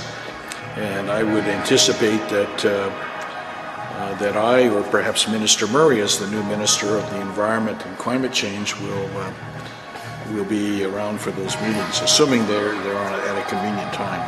On the subject of LRT, just the question that's always asked. Yeah. But I haven't had a chance to ask you specifically. Sure. We have a majority. Yep. You have a majority government now. Yep. That's good news, right? There's been a message from this council that they want 100% LRT. What are you doing at Queen's Park in regards to that now? Well, I'm talking to Gwen Murray. As you may recall, Minister Murray agreed to come down and have discussion. That's important. I mean, the municipalities that are moving ahead with their own rapid transit schemes are those that have met with the province and have had time to work out the details. You need a business plan. You don't just plop something down. It's got to be integrated. You don't want to take a GO train, assuming we can purchase the tracks. We're having some negotiations there, and get off at the new Leona station and take a taxi uptown. You know, you want to have a system that delivers you uptown, right? How that's going to work and the phasing of that and the scheduling of that and the acquisition of land for that and all those other things are something we got to put together in a business plan together. And the new minister, DeLuca, has said he'd be delighted to come down and ensure that that process carries on and that we can fulfill the obligations that we have. We pledged 100% base funding for rapid transit. I have said and will repeat again for the record that I intend to take my guidance from my local council. I trust their judgment and look forward to working with them on this and other things. Part of why I want to come here and have an opportunity to chat with council is to face head on whatever questions they have. What you see is what you get. I'm not trying to hide anything. We'll talk about it. So what are you bringing to the table, to council? Just me, buddy, just me. You know, I had my start here. I was the youngest member of city council in 1977. In hindsight, probably the least effective. But I did team up with Henry Merling, which was quite a learning experience, I can tell you. And Jack McDonald was here, and we still had the Board of Control. So it was a good experience. So I'm coming full circle. I think I'm the only one in Hamilton who has been a member of Hamilton City Council, a member of Regional Council, and sat on a suburban council. What's the minimum offer the province is willing to give council on LRT? I have no idea. When you say 100% funding, what do you mean by that? Do you mean no strings attached? That means there's no impact upon the Hamilton taxpayers? Well, we call it base funding. I think the proper question that we need to ask, Andrew, is what constitutes base funding? I'm not clear what that is, and that's why I want to have the minister come and be very frank with you. Council has been very clear and frank about that too. They want the same deal that the province gave the projects in Toronto when the big move was first announced. Right. So are you saying... Well, that involves, you need to know this, because just for historical reasons, that involved federal funding. It also involved Mayor Ford. No, it did. Not all of it. Mayor Ford had to come to the table with a tax increase. He has a specifically designated tax increase. And the feds, I think it's, Peggy, you might know, is it 700 million or so that, I know the feds are there. They petitioned the feds to get involved. And there was on again, off again, subways, LRT, the whole bit. So there's been, I think it would be fair to say, I don't think I'm speaking out of school, some confusion around Toronto's plans and a combination of funding that's been sent there. So, well, with respect, and that confusion involves Metrolinx, because they have said that 96% of those original $16 billion in funding came directly from Metrolinx. Yeah, okay. Well, I'm going to Metrolinx will be involved in this, Andrew, of course, and we'll be involved in it. The Premier's gone out of her way to say we got $29 billion on the table. She has said that she'll work with the city and will take guidance from the city about how we get a comprehensive integrated system together. You don't just plop something down, you got to phase it in, you got to decide what's going to go first, what's going to go next.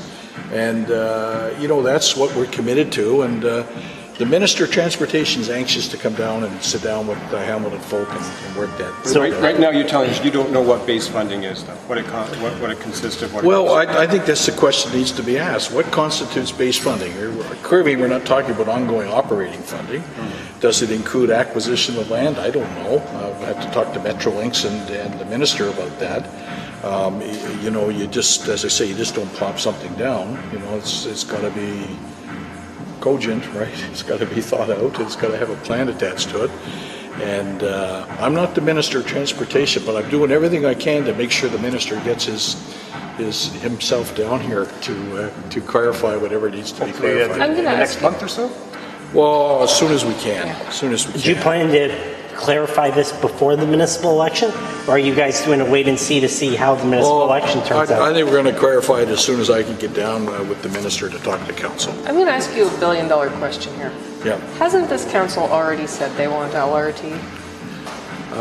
They have unanimously said that, and I know there's, you know, formally, I shouldn't say more than that, but we make investments. We don't have a limitless pool of dollars. We need to do what's in the best interest of Hamiltonians, I'm saying as determined by their duly elected council. I'm committed to that, whatever that is, and that's my position. That's my position I've articulated in Cabinet. It's my position that I've articulated to Minister Murray, although it's interesting that he's no longer the Minister of Transportation. You know, we have a new minister, and I think the new minister's a pretty sharp guy, and will be more than willing to share from his abundance of information and intelligent So with that in mind, are you up there, knowing that council has unanimously said LRT, are you up there knocking on doors, taking people out to lunch, doing what you have to do to... Well, I have very limited time to take anybody to lunch right now. You know what I'm asking. I'm busy as a termite in a lumberyard, but let me just say that the city's position is well known to me. It's been articulated by the mayor and some members of council, not all members of council, but some members of council, and I'm aware of it. I'm a fan of transit. I think Minister Murray, when he was in town, made a very good case for LRT as the best investment in terms of return on investment. And but I've always seen LRT for what it is. Let me be candid. I've always seen LRT not so much getting people from point A to point B, but more in terms of the business case, the model that can arguably say to people in Ancaster who think we're throwing money into the inner city, that I say, well, I don't think that's true. But if it were to be true, why don't we do something to assist changing the assessment ratio so that it is more favorably changed in favor of residential taxpayers. The way you do that is by getting business and commercial growth. And I think that's, from my perspective, I think that's what I want to see in terms of the planning and you know, the mechanics of how we make this. A question from viewers. Sorry, a question from a viewer at home. As Minister of Municipal Affairs, you deal with the Planning Act, and they're wondering what's your opinion of 6-story wooden structures? I favor that. The fire chiefs have said that they favor it too, provided that the wood is properly treated. So that's a caveat to it. I think the wood and lumber industry, forest industry in the north has had some difficulties, and I think this would be a good way to create new employment opportunities and while providing housing and lower cost housing to people that require housing. Can I ask you one more LRT? It's our favorite subject of the media here. We love this subject. Yeah. You sound like you're pro-LRT. You sound like an LRT fan. Would that be I'm a transit fan, and I think yeah, but are you pro-LRT? Let me say this. I think in all likelihood that includes LRT. Whether it's the first up or second up, how it gets phased, how it gets worked in together will be something that we will determine in concert with the duly elected council, who I think are quite well versed in what they want to see. I know that we shortchange our citizens in Ontario to the tune of about $6 or $7 billion a year by not having a state-of-the-art transit system. Toronto's not the only city in Ontario that needs a good transit system. Ottawa, Kitchener, a lot of involvement in the Kitchener-Waterloo area around rapid transit. And it's not all subways. I mean, we had a Tory candidate who was defeated who said that they would build, if they were elected, subways in Toronto with the money they saved from cancelling junior kindergarten. Well, so it turns out that's not a vision that the people of Ontario share, right? And there are other options. In fact, there's some sense that maybe even in Toronto they're rethinking subways versus LRT, but I'm not here to represent Toronto. Has our regional minister, ArcelorMittal Fiasco, and the Ministry of Environment saying that they're not going to face fines for the next 5 years on air pollution. What is your take on that as the regional minister? Well, I'm going to talk to the new Minister of the Environment on that. I think anytime you make a decision like that, you hope it's based on some sound logic. I've always seen, and be careful here, I've always seen the economy as a wholly owned subsidiary of the environment. If you don't have clean water and clean air, you don't have an economy. And so if I had to choose between one or t'other, I wouldn't do that. I would say they're related, and we need to have a strong environmental set of policies, which I'm pleased to say our government has. Closing the coal plants has taken the equivalent of 7 million cars off the road, and according to the Ontario Medical Association is saving about 16,000 lives a year. That's good news. That's why Ontario won the North American Award for countering climate change and for its clean air and clean water policy. Back to your portfolio of municipal affairs assessment.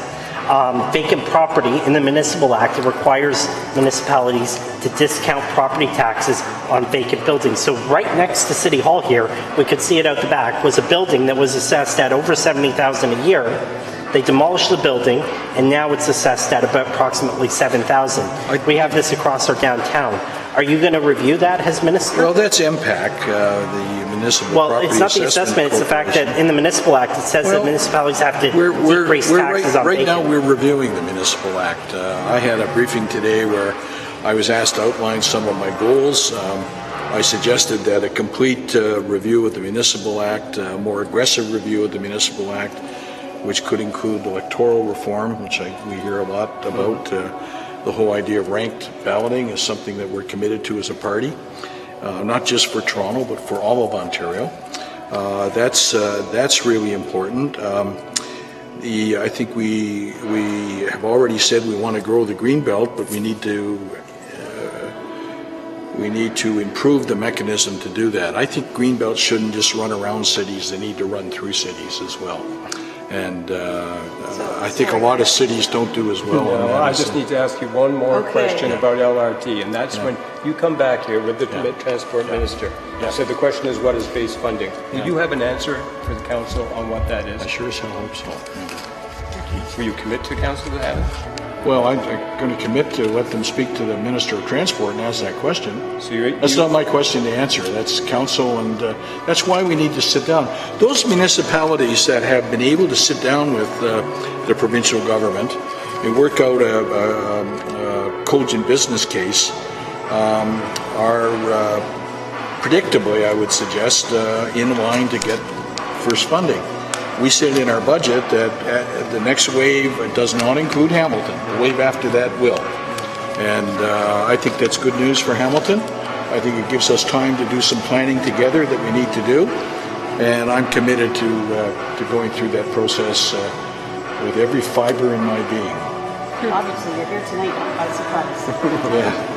I like how you just wander into you suddenly are surrounded by all these media and you deal with it. We got to deal with it. I mean, this is nobody life. to end the press conference except Peggy. That's right. That's well. I'm coming out of camera for this. Joey, is that what you wanted? All right, thank you everyone for tuning in. Behind you, you will continue to have the door cam. Council is in closed session right now dealing with the HSR matter. As soon as they are done closed session, they will come back into open session, tell us what they've decided in there, and then immediately after there will be a press conference over in 264 over here. I will bring you that press conference live, so stay tuned to joeycoleman.ca. If the stream cuts out when I'm moving between, that is because there's nothing streamed when I'm setting back up. So once again, thank you for tuning in. Thank you everyone who sent questions in online. That was Minister Ted McMeekin.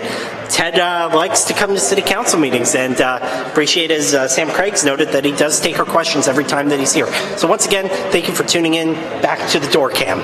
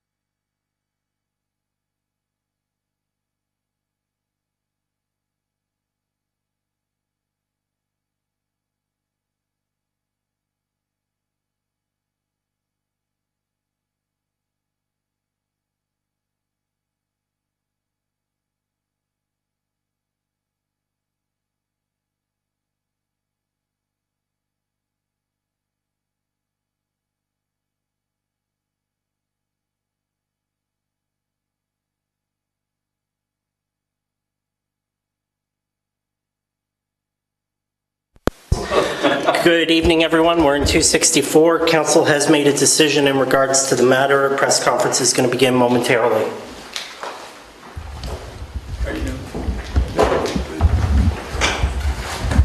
Are we waiting HR? No, it will be me. So just whenever I can start. Are we all right? We're good. So I'm just going to give you a summary of where things are at and what we're going to do in the way of immediate and future action. So with that, just by way of a bit of background, as you know, last fall, the matter involving a female HSR employee and the rulings from an arbitration decision related to human rights was handed to the city. That lengthy decision raised a number of concerns for both council and myself in terms of the actions of our staff. To engage some of my own staff in a review of all matters related to that decision, but also the matters related to the references that were given to Mr. Richardson while he was attempting to find employment with the city of Guelph. So I've had a chance to look at all that and consider what it is that the city of Hamilton needs to do moving forward. So with that, we'll be posting in the next few weeks for a director of HSR as well as a management position within HSR. Those two postings will be going out at the same time. Having said that, though, I want to specifically speak to Mr. Don Hall. Don, as everyone knows, was at the last press conference that we had in the fall. Recognized the seriousness of the situation in HSR. Recognized that certainly he had regrets about what had transpired and recognized that certainly he had some responsibility for what transpired ultimately as the head of HSR. Don, as you know, is the Director of Transportation for us, so Don carries not just the HSR responsibilities, ensuring that there's adequate operation by our many employees that work there, but also has oversight in significant planning matters for the city of Hamilton. Don, as you know, was instrumental in pulling together what we call Rapid Ready. He's in fact been working with the organization on matters related to mobility. Don, for those that know him, is a very well-respected transportation professional in the national context.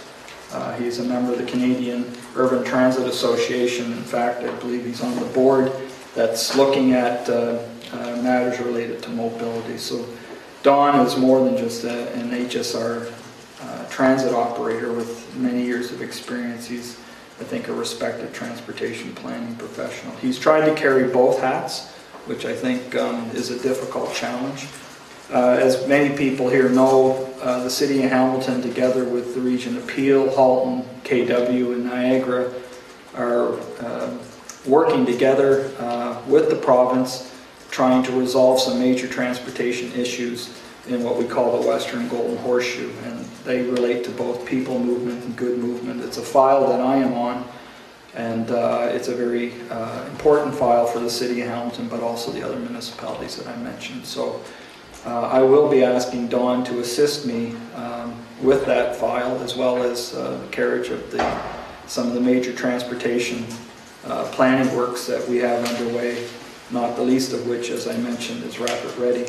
I do believe that once the government is able to meet with us here in the province of Ontario, I expect we'll get into some specific discussions about Hamilton's needs and how it might move forward with those needs. So the responsibilities for the ongoing oversight of HSR operations will in time not be his responsibility. And by that I mean he will be there until such time as we're able to find a suitable replacement for him.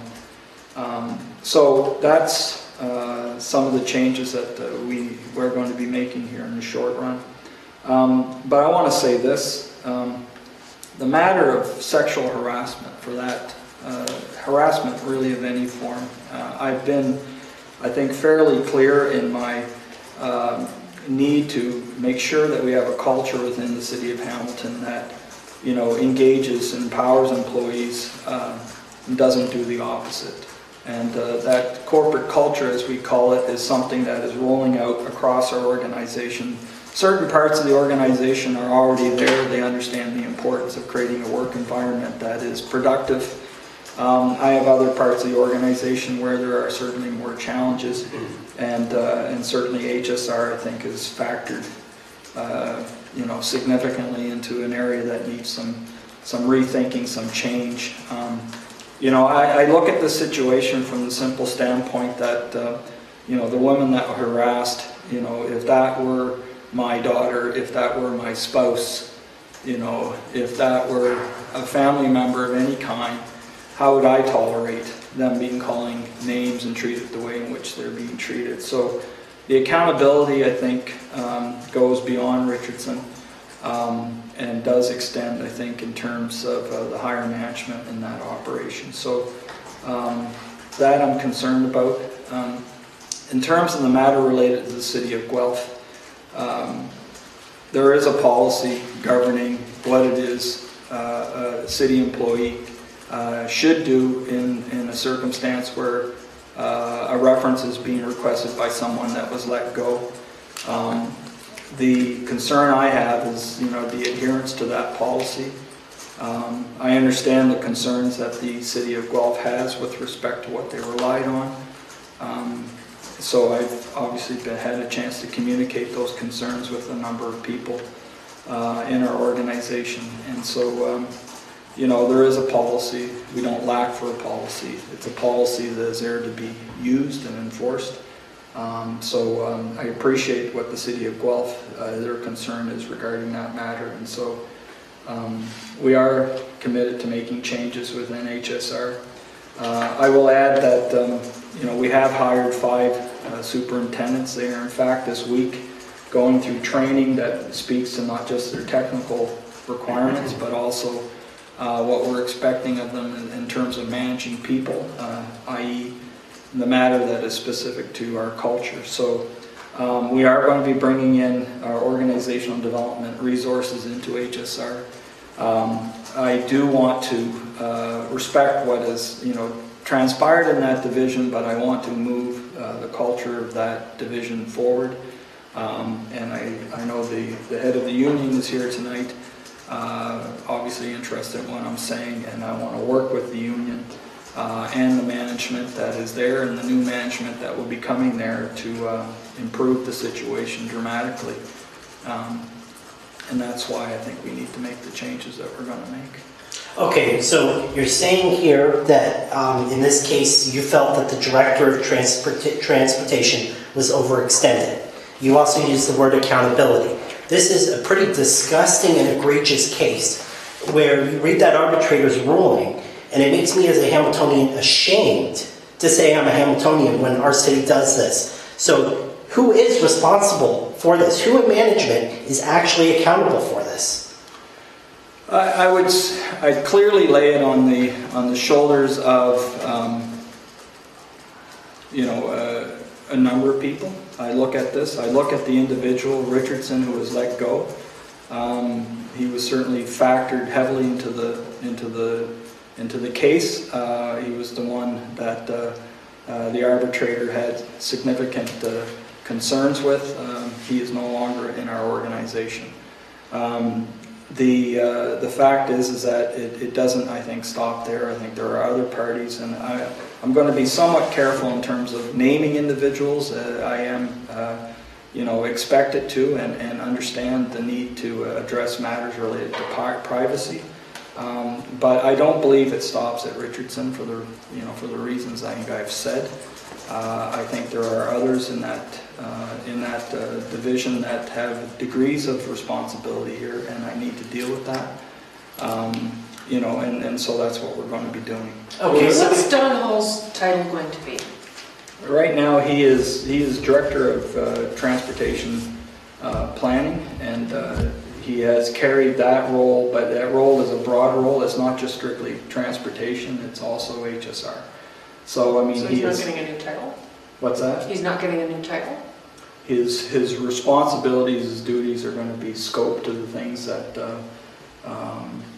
that are going to be critical in terms of discussions with the provincial government, certainly as it relates to Rapid Ready, which speaks to the whole matter of LRT and investments in conventional transit and an array of transit requirements.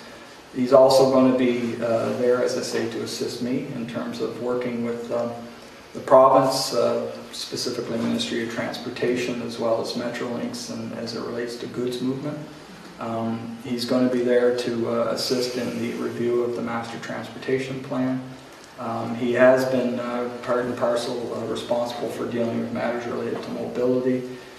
These are all things that are critical to how we grow the city of Hamilton, and he has certainly demonstrated ability to bring, I think, very comprehensive plans. Chris, he's retaining the title, though. Is that? Yeah. Sorry? He's retaining the title, though. Right. Isn't giving him a different role acknowledging that he was responsible in some way? Like, why give him a different role? What is that saying? It's not so much a different role as a matter. It's taking some of the responsibilities they had, before today and limiting it to strictly the planning function. So that's what we're doing. Chris, can I just ask, are there going to be any other disciplinary actions in connection with this investigation? You said you have, you know there are other managers involved. You said you have concerns, you're going to have to look into that. Do you expect any other disciplinary actions, and of what nature? Well, as I say, I'll be going to the market on two positions. One is the director of HSR, and another is a management position within HSR. Is that someone lost their job? Has someone lost their job over this? What's that? Has someone Those conversations are unfolding as a result of the discussion I just had about an hour ago. The 5 new superintendents, the arbitrator wrote that she was concerned qualified female candidates were not applying for management in the HSR out of fear of losing union protection against sexual harassment. Yeah. That there was no female managers in this department in 2013. Out of these 5 new hires, are any female and are any internal? The answer is yes. Thank you. Yeah, there is, again, we recognize that significant changes need to be made. Again, I go back to this in a more personal fashion. I mean, aside from what we're saying is important from a cultural standpoint, I look at anyone showing up to work, should never be treated in the manner in which this one woman has been treated, and for that, I need to make changes. Why give Don a new job, though?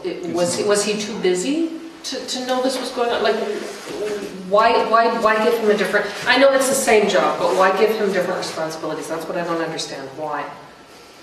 Well, I mean, at the end of the day, he is able to and has demonstrated in the plans that he has brought forward, and they've been widely really heralded by council in terms of the quality of the reports that he's brought forward.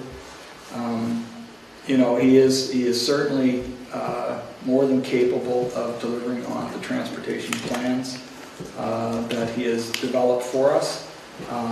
He is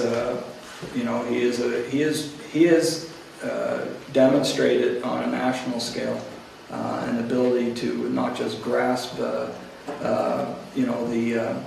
complexities of mobility, but he's able to actually create plans and execute plans. So, but you appreciate this looks like you're whitewashing his role in this. I mean, what's your response to that? I think whitewashing would certainly be if we did nothing. I don't think it's insignificant to be basically the function of HSR, which has been his mainstay for many years. I mean, he's been with our organization for approaching 2 decades, and he's held that position for most of that period of time.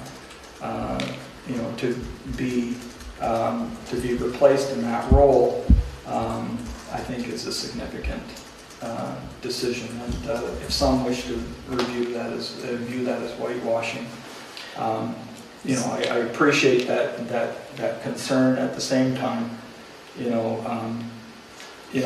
do believe there's accountabilities, there's certain degrees of accountabilities. I do believe that, Don has demonstrated, significant service to this organization, to this community over the time that he's been here. And, my view is that, he's played such a pivotal role in some of the most important planning documents that are guiding how we're going to build the city that, he deserves, the credit to continue to. Has he accepted this? Has he accepted the new position or the new role? I have certainly had a conversation with him. So he has accepted it? And it'll be the same amount of money? What's that? I'm not going to get into it. So in Public Works, this is not the first time that we've dealt with this type of discipline.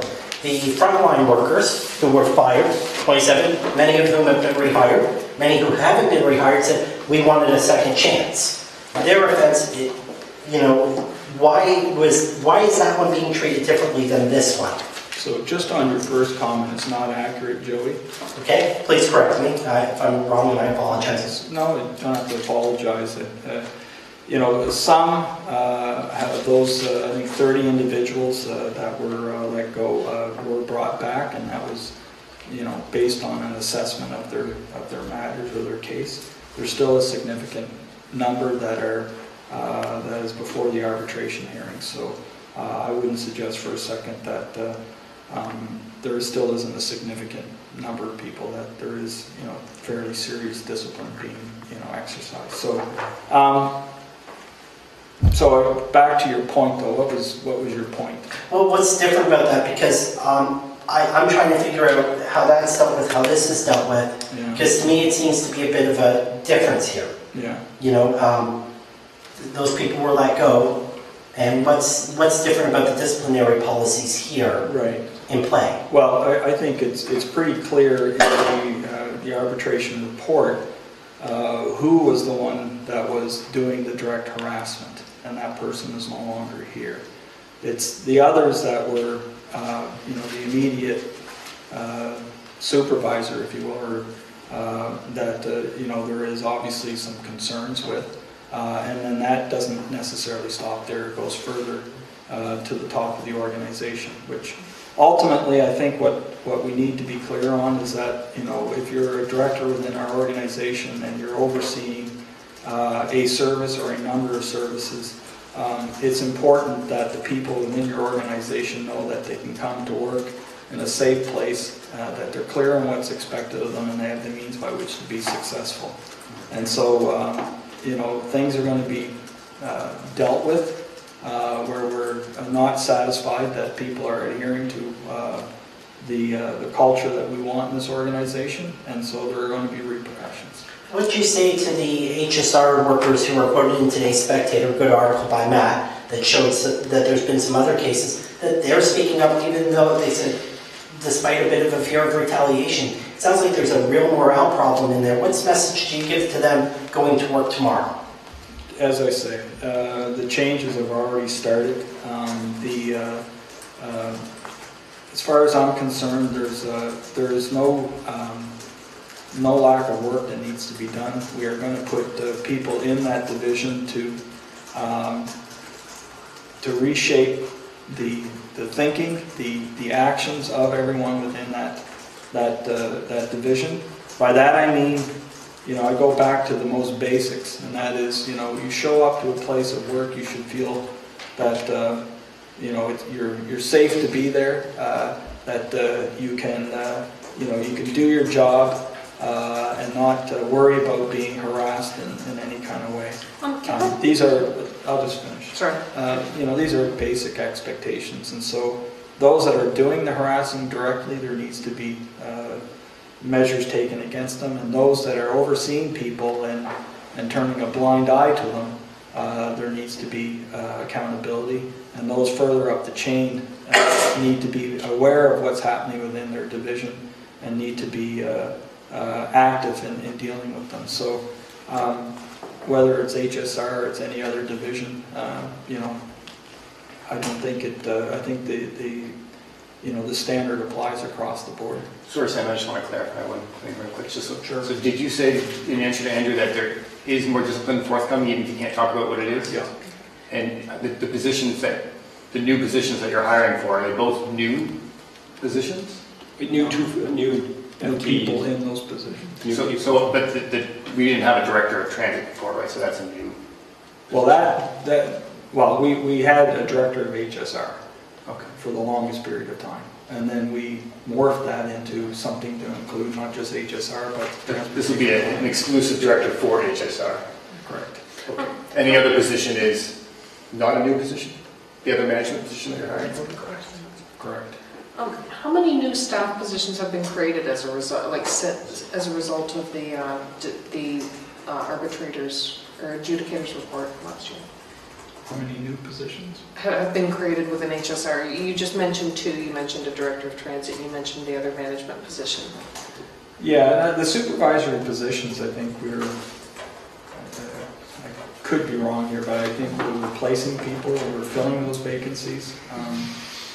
I could be corrected on that, but again, it's 5 positions. So, I mean, what we're bringing into the department will be some resources that exist in the organization, such as within HR, to lend a hand in understanding where all the challenges are within the division and to put an action plan together to address them. But you mentioned 2. You mentioned the director of transit and the new management. And another manager position. Can you just tell us quickly that other management position, what that title might be or what that person's role might be? So I think it will become evident in probably the coming weeks because it will be posted. So I mean, we'll be talking to that individual tomorrow as to what our game plan is for that position. So I mean, without identifying the individual and getting into what amounts to personnel matters, all I'm telling you is that there will be changes made. There would be another management position. It sounds like an internal candidate who's already in HSR will be filling that position. Is that? You're way ahead of me. I mean, we'll probably have to talk offline, Sam, because I think you've got the whole thing confused. Okay. So. All right. Sorry, did you clarify that earlier? I know you've been talking to your counterpart as well quite a bit, back and forth over your concerns, her concerns. Yeah. Do we face any legal repercussions from that disagreement? No legal claims, no lawsuits or anything of that nature that you're aware of? Correct. Is this investigation over, Chris? Is it book closed on it? Or? Yeah, I think that was what I was directed to go investigate and then make some decisions in terms of what, if any, changes need to be made. And clearly, I think changes need to be made. I believe that the accountability is within HSR for allowing this, the behavior that affected this one woman to occur, and I respect what is being written in the paper today, and I won't be terribly surprised that there's other matters raised over time, and all of this is obviously serious, but where I'm at with Public Works, with HSR, with the people that work for HSR is how do we fix it? And so, it starts with making some changes, and it starts with hiring people that have more than just technical competence, especially if you're overseeing people. You have to have people skills, and you have to be able to understand what our expectations are, and then you're going to be, held accountable for delivering on what we expect you to do. So we've revamped the way in which our performance accountability has been revamped. We're much more, I think, clear with what it is we expect from people, and when people find themselves doing things that aren't accepted, we're not going to wait years before we do anything. I don't want to wait for a human rights tribunal to be on top of behavior that is just not acceptable. I mean, it should never get to that. We should know what's going on in our organizations and what the issues are before they become formalized in that way. So within your own department, Human Resources, the arbitrator expressed concern about the thoroughness of the investigation that occurred internally before it went to arbitration. Did you look into that concern the arbitrator had, and what is the result of that part of your investigation? Yeah, there's no question we looked at that. We looked at the carriage of that file and obviously had a good chance to discuss how it was managed and where the issues were that could have been handled, I think, differently. And so those conversations have taken place, and I'm satisfied that you know, we have an understanding as to what should never happen, and so you know, with that, you know, it's one of those things that I think, in light of what the arbitrator's decision said, you know, there have been some you know, changes in terms of the way people report things and the follow-up and everything. What about yourself? When did you learn of this matter, and what did you do initially, and what would change in terms of how you're informed, how you react? Well, yeah, I mean, that's a concern, I think, that a number of us, council included, had in terms of just how well informed am I of matters that escalate to this point, and how early in the game am I going to be brought into, you know, understand what's going on, and if I can intervene and help, you know, remedy things. I mean, certainly knowing sooner rather than when you know, a lengthy report is written is obviously better. So you know, the clear message has been given to HSR. HR, that I need to know much sooner of the matters that are, you know, troubling like this. It shouldn't be late in the game.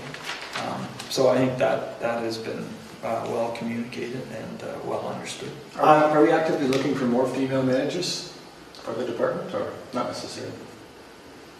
I mean, let's put it this way. I mean, you know, if you look at my management team, it's half female. I mean, I'm not seeking one particular gender over another. I'm looking for competent people of whatever, you know, gender and whatever nationality or whatever. I mean, I'm looking for people that have, you know, the technical and emotional skills to kind of lead.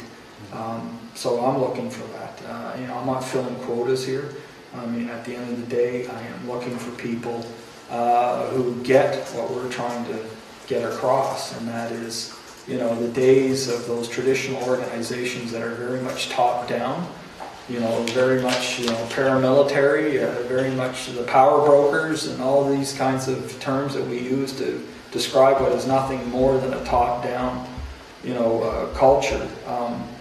It's not sustainable. You don't get the kind of service that you need for the money that's being invested, and you know, we need to change people's way of thinking in terms of you know, how they manage. It's you know, I don't think, you know, exerting that kind of influence that sometimes leaders have and effectively, you know, really messing up people's lives. You know, how that can be tolerated is, you know, without some actions, and, you know, I think in this case significant action being taken is, you know, is puzzling to me. So that's why we're making some changes. In terms of, the city of course has the right to vigorously defend itself at arbitration, but in terms of that defense, specifically the matter of the emails and some of the accusations about character that were made against the victim in this case that further victimized them, are you reviewing the city's legal strategy in these types of situations in the future to avoid that type of situation? Because the arbitrator had very strong words for the city and how the city handled that part of the case. So when you say legal strategies, what specifically? Well, I mean, the fact that the city decided to present that evidence at arbitration. Oh, right. You of course have the right to vigorously defend yourselves, yeah. But the arbitrator wrote that you went too far. That's one of those judgment matters that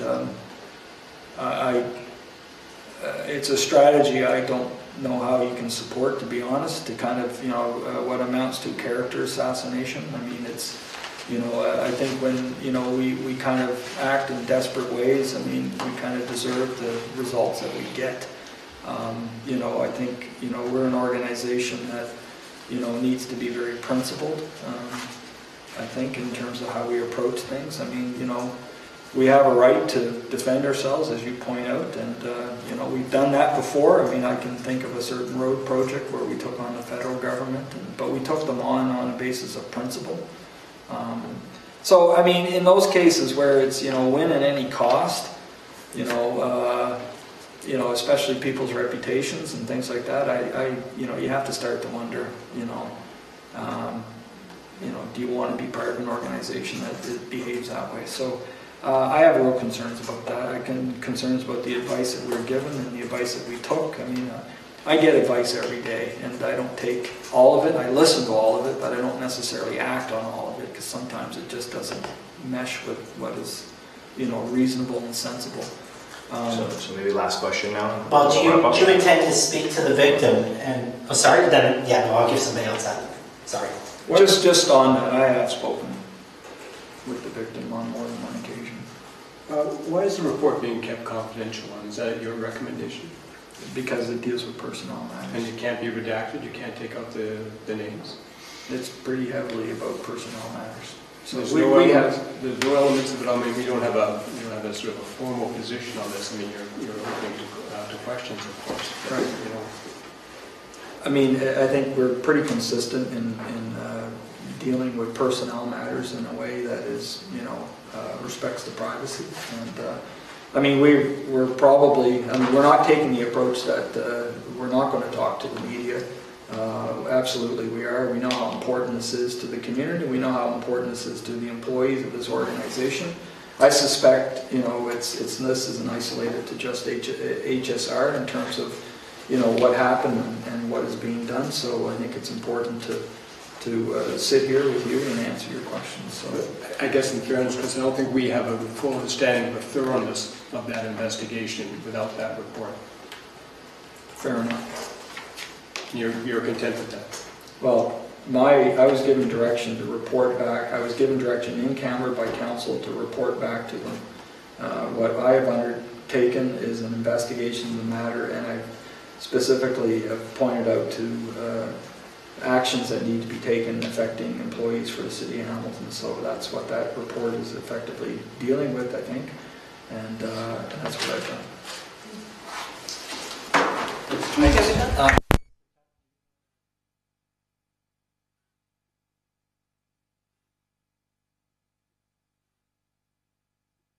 I thought he said it was a little.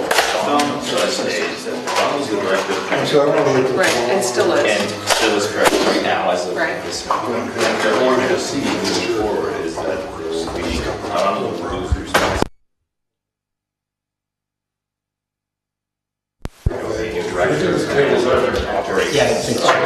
Which is a new person. Don will assume some special responsibilities. Special duties focused on right. So the director of HSR is a new position.